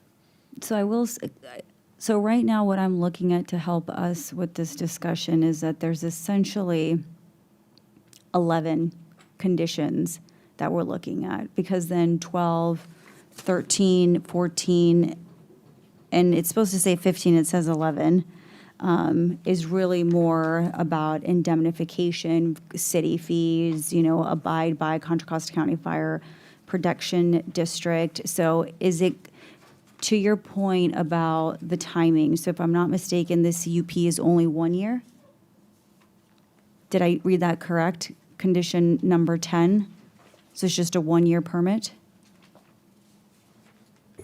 No, they have to establish the use. Otherwise, Oh, okay. So as of right now, there is no timeline for the CUP. It's just, yeah, I believe. is that correct? Yeah, that's correct. Okay. But they'd also, so it's interesting, but it does say if a guest creates a nuisance or does not abide by the rules outlined in the business plan, and the business plan did talk about no parties, no unregistered guests or visitors, no smoking anywhere, quiet time, parking provided, no eating and drinking allowed in bedrooms. If those rules are not abided by, then at that point, condition number 4 comes into play. The guest shall be evicted immediately, and then number 9, but it's interesting. So that just talks about eviction, and then condition number 9 says it will comply. So are there any ramifications of not abiding by the business plan? There isn't, right? Beyond just eviction? So so if you read condition number 4 under condition 10, or I shouldn't say that, but the city does have, I think that's referring to a different thing, but the city has in the municipal code the process for modifying and revoking CUPs, and that is when the city on its own volition can call up a CUP that where the applicant is not complying with the conditions. And you've seen this in bars, for example. That's what, it's an AUP, but it's the same idea that the city can do that. And so that's the, ramification for not complying with the condition. And then the number 4, specifically calls out the obligations of the applicant to Right. not have the guests behave that way. Can I just back up for a second here first, though? Because I feel like this is written for the bed and breakfast category of maximum stay of 7 days, which is what the applicant applied for. But what I heard in the conversation here between the applicant and the neighbors was that she is okay with something that was a minimum of 30 days. So it sounds to me like there's more discussion to be had here between the neighbors about what exactly the right land use is, and that it might not be this. So just to clarify, the use is bed and breakfast. So if you're a short-term rental and that you're not, it's not a long-term, it's not being resided in by someone, you come in, you want to do a short-term rental, you are a bed and breakfast. You have to comply with the rules of bed and breakfast. So there's not a separate short-term rental use where you could go beyond 7 days, for example, but 7 days is the requirement. So if you want to come in and operate legally, that's the limitation. So the only way to do a short-term rental in the city of Walnut Creek currently is to do a maximum of 7 days. You couldn't do like a 30-day That's right. short-term rental, because that doesn't exist Correct. in our, okay. So the other options would be something that's not a short-term rental, like if someone just has a month-to-month lease, what is that? Is that allowed in the city of Walnut Creek? Well, that's a residential purpose, right? That's somebody living there. So if it's a residential use, basically, single family. Okay, residential. so if the applicant chose to do that, they would not need this. No. And they would not need a different type of permit to do that. That's already something that they would be allowed to do. That's like you're renting your house out to someone, but your lease is by month to month. Right, so if what actually works here for the applicant is a regular month-to-month rental lease, then we would not actually need to approve anything tonight. Is that correct? That's correct, yeah. Question on procedure. At some point, we have to say yes or no to this thing. Is that correct tonight? Or to this? The decision is yes. We have to make a decision. You can't. You do Or we have could the option continue it to like the continue other. Or continue it If you to want more or it's information, unknown. that's Okay. commission can do that. All right. Were you going to do a motion? Oh, I'm sorry, are you going to do a motion? Do you want a question, or I can I open do the wanna do motion? a question. Okay. You talked about sunset. The suggestion was a sunset. I mean, that is a condition we could add on this, that it's only for a year or 2 years or something like It that. could right? be it could be a limited amount of time. You could have something like you want to come back after 2 years for a review, or sometimes we do this for commercial CUPs. So that could be an option. That's what I thought number 10 was originally saying. Like, it was for a year, and then I got confused. Super quick, condition number 7 says the property shall remain the primary residence for the host for as long as the bed and breakfast remains operational. But she's not, That's being deleted Oh. per the slide. that's right. Any other comments? Okay, motion it. All right, I'm going to open the motion. So I move that we approve the conditional use permit application number Y25-066, Sung Bed and Breakfast Inn Airbnb at 1002 Hacienda Drive. And that's as modified by. As modified, yes, that's correct.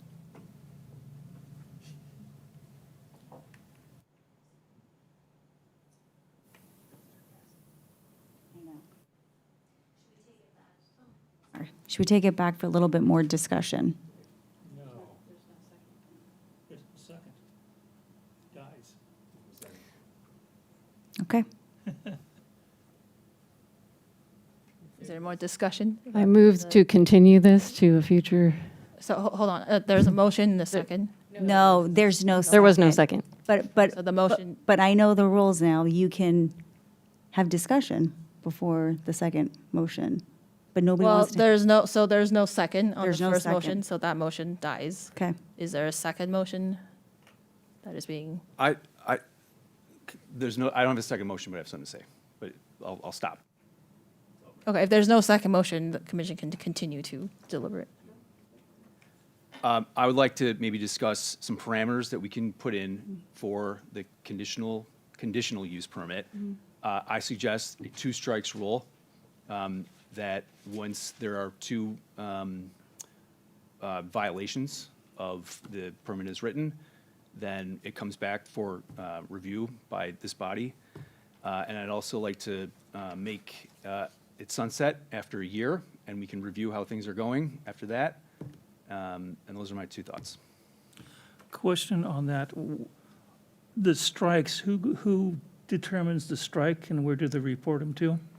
Well, I believe if a complaint gets made to the municipal code enforcement or police department, there has to be something in writing, and there has to be some sort of investigation, I would imagine. I don't know exactly how it works in practice, but I think there's probably an easy way to do that, where if a complaint gets made, someone sees, did it incur, did it not incur, and it goes from there. So what happens if there's no strikes and then the year is up? Do they have to come back to this body, or does it become ministerial with staff? My thought would be that it would just be ministerial and it would just renew. So how would this help if the situation has changed over the course of this meeting to where if the applicant actually wants to do a month-to-month lease, why would we even move forward with this? Well, you'd have to ask her. I mean, I think she'd have to stand up and revoke it like right now in chambers in order for your idea to go through. Am I wrong? So that's why my idea was a continuance to let this move on to a future meeting to give time for these discussions to take place. So also to clarify, the CUP doesn't prevent them from doing that. They can seize the use. You have a CUP for alcohol, you don't have to serve it, or an AUP. So it doesn't prevent them from moving in and not operating it as an Airbnb ever. And so they could rent that to someone, rent a room. That doesn't prevent that use from going on.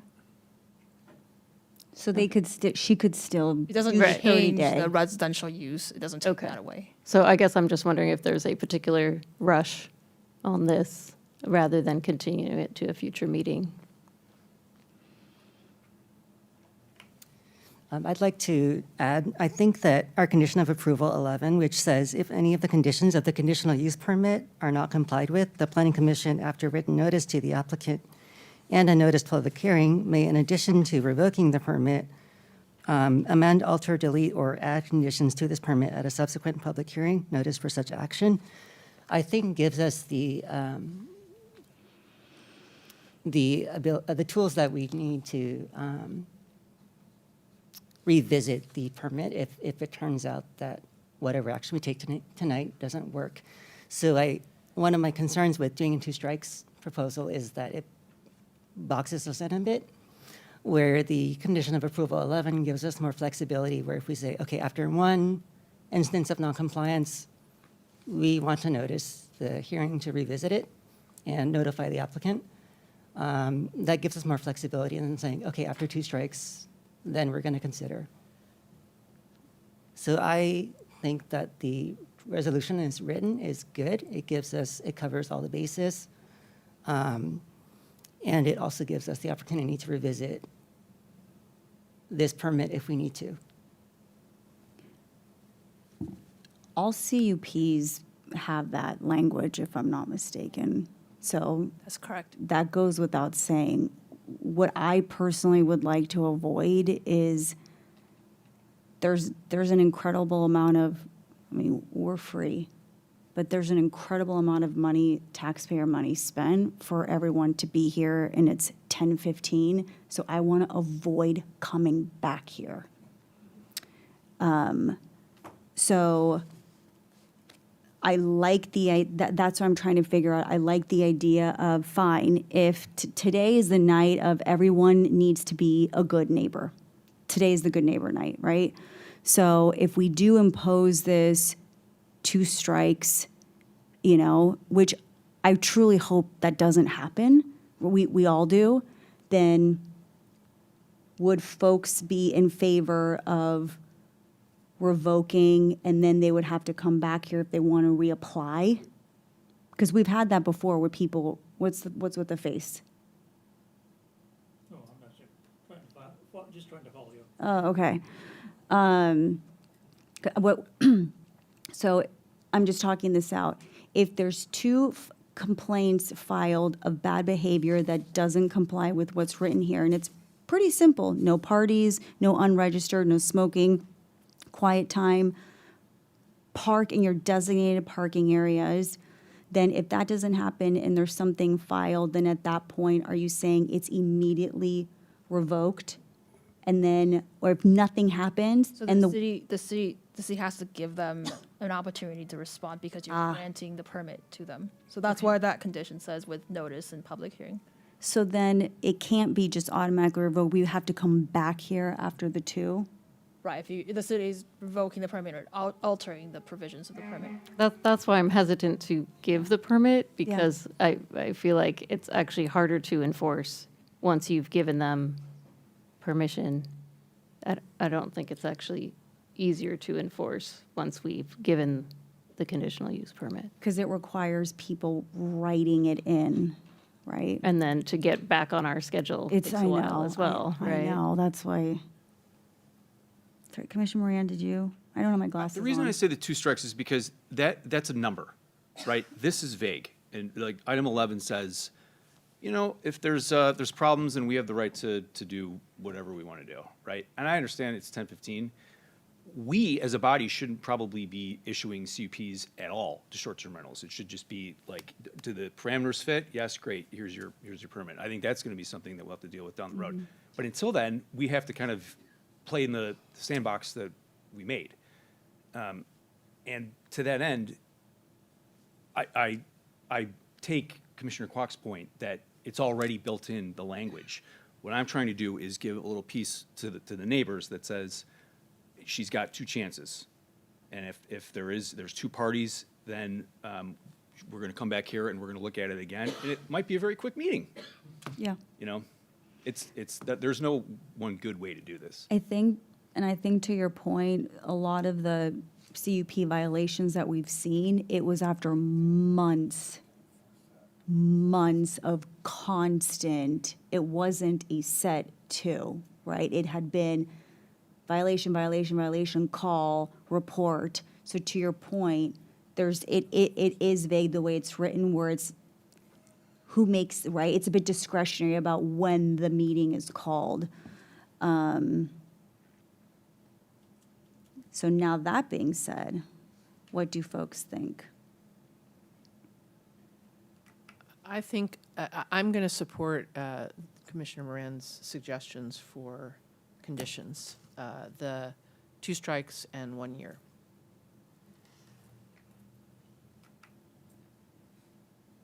So what does that look like then? Where would we put that in, and how would this work? Yeah, we would add that. So I just wanted to be clear. So there's 2 complaints, written complaints or complaints filed with the code enforcement or the police department within 1 year from the issuance of the permit.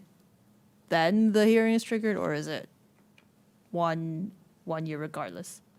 Is the 2 complaints that trigger it? Is that the intent? 2 complaints and 1 year are 2 separate things. So the 2 complaints will trigger a review by the Planning Commission. And I think it would maybe behoove everybody to come back here a year later and let's see how is this working? And the reason why that might be beneficial is because we're going to have to rewrite the rule book on how short-term rentals get done in the city. And this is, unfortunately, a really good litmus test for that. So I think that the 2 strikes, if you will, which have to be legitimate, I would add, and then the year from now, year duration, we revisit it. How are things going? Are we going to renew the CUP? So even if everything goes well, this would expire in 1 year unless we renew it. So Get a couple questions, clarifying questions of staff. Are these verified complaints or violations? So that's the point I want to make. I think there needs to be some sort of process from the city that says, we've received a complaint, now we need to investigate. I know, I can see the sigh, Chip. It's just very difficult to do. Code enforcement goes home at 5 o'clock. Sure. So it's just very difficult to do. So it's a lot of times it becomes hearsay. So Right, well, that's what I we want need to be prepared for that. Right, That's all. that's what I'm trying to guard against, right? You could consider calls for service with PD or verified violations of the CUP, which is actually is already somewhat covered under condition 11. So if we were to, the language said 2 verified violations of the CUP, would that make more, does that make sense? Or consider modifying condition 11? That, if that's, yeah, we would add to that and say, so at first level, we would have a condition that says, within 1 year from issuance, the commission shall, like, it shall be brought back to the commission for review. And then the second one, you know, we can modify condition 11, to say that if, you know, if there are 2 occasions of the conditions not be complied with, but that actually, now that I'm looking at it, actually narrows it a bit because now, you know, 11, it's even, if one time they're not complying with the condition, then you can bring it back.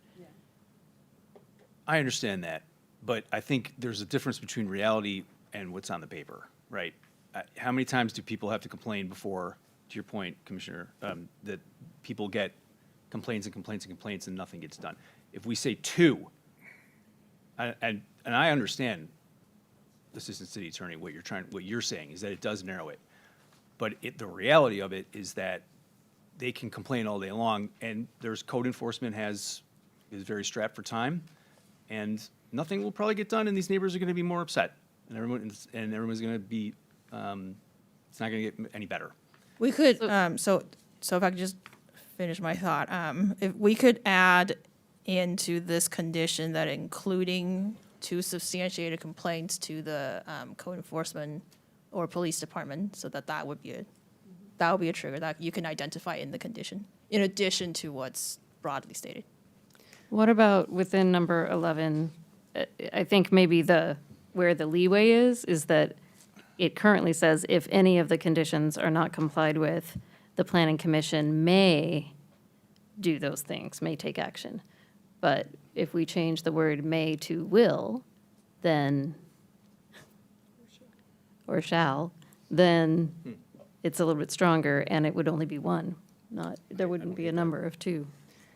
The other comment I have about that is if we talk about 2 complaints, is that 2 complaints that occur on the same, like if we're having a party and we're violating 2 conditions at the same time, does that count as 2 separate complaints in one instance, or? That's an excellent point, and I appreciate Commissioner Cowan's turn of phrase. That sits better, the shall rather than may, right? We can, so on that question, we can revise it to say something like, shall have the authority to revoke it, because you do have to give a public hearing, so you can't say you shall revoke it or alter it. But if it's changed to say that they shall have the authority to do that, then that, you know, brings it before the commission. And if Commissioner Kwok wanted to clarify, you know, we can add some qualifiers to what a substantial complaints on 2 occasions, on 2 different dates, or if it's just 2 substantiated complaints, you know, it doesn't matter when it happens. If there's 50 violations, then, you know, 2 gets them over the threshold. Okay, so it sounds like it's up to our discretion if it comes before us to review, if we consider it 2 or how we interpret that. Okay. Yeah, it does give you that discretion. I think we were saying we don't need the number 2 in there. Correct. If we're using the shall language. Okay, that's clear for us. Not to throw a wrench in this, but can we throw in some language that says, do complaints committed by guests What happens if there's a time frame when it's not being rented out? Code enforcement gets complaints about weeds, but that's against the property owner. What if the property owner chooses to spend a weekend at that location and the property owner decides to throw a party? That's fine because it's the property owner. So that's what I mean. So committed by guest, I think, that would be my suggestion. So that's where, again, the number 2 is hard to quantify, but under number 11, if it just says, if any of the conditions of the conditional use permit are not complied with, and we change the word may to shall, that we will have a hearing. It will come back to us. So then it's just about this use permit, so we wouldn't need to define whether it was guests or, Correct. At that time, it would be a single-family residence. exactly. Right. Thank you. Okay, so the 2 conditions we will, So we don't need the number 2, because that's right, we don't need what's number 2. We confusing. will add a condition, I believe 16, to reflect that the planning commission will hold a review hearing within 1 year from issuance. And we would modify condition 11 to change the phrase may in addition to say shall have the authority to revoke the permit, amend, alter, delete. And then as written. Does that reflect what you're looking for? It does to me, yeah. That satisfies my conditional. Okay, if that does, I just like to ask the applicant to come up here if you agree with the conditions, and if you can say that on the record. Yes, I agree to the changes that are being made to the conditional use permit that's being discussed currently. Okay, thank you. I'd like to make a motion. Sure. That we approve the, sorry, I don't have it in front of me. We approve the conditional use permit application to allow the establishment of bed and breakfast inn at 1002 Hacienda Drive, subject to the following conditions as amended in the language that we've changed in item 11, and also adding item 16 having to do with the year sunset. Yes, as read into the record. Right. just now. Second. Commissioner Moran, Yes. Commissioner Kwok, Yes. Commissioner Cound, Yes. Commissioner Klopp, Yes. Vice Chair Knighting. Yes. Motion carries. No, Commissioner Strongman, sorry. No. No. Okay. Motion carries.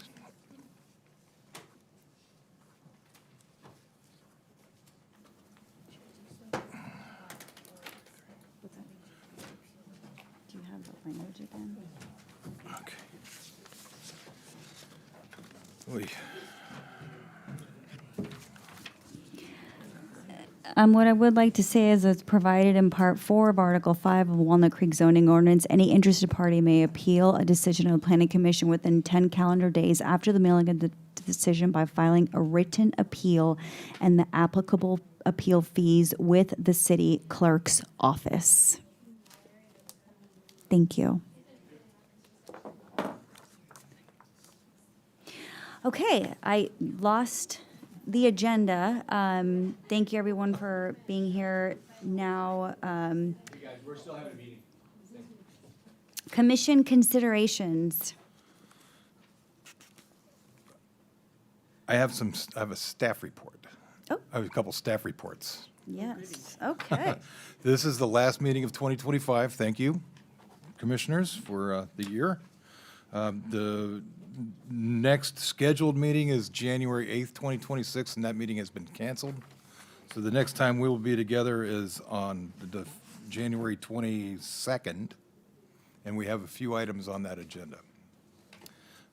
Also, parking passes. I have the 2026 parking passes here, and I'll pass those out as soon as we adjourn. The condition is you return the old ones next time. That is all. Okay, perfect. Well, I think with that, we adjourn. Thank you so much.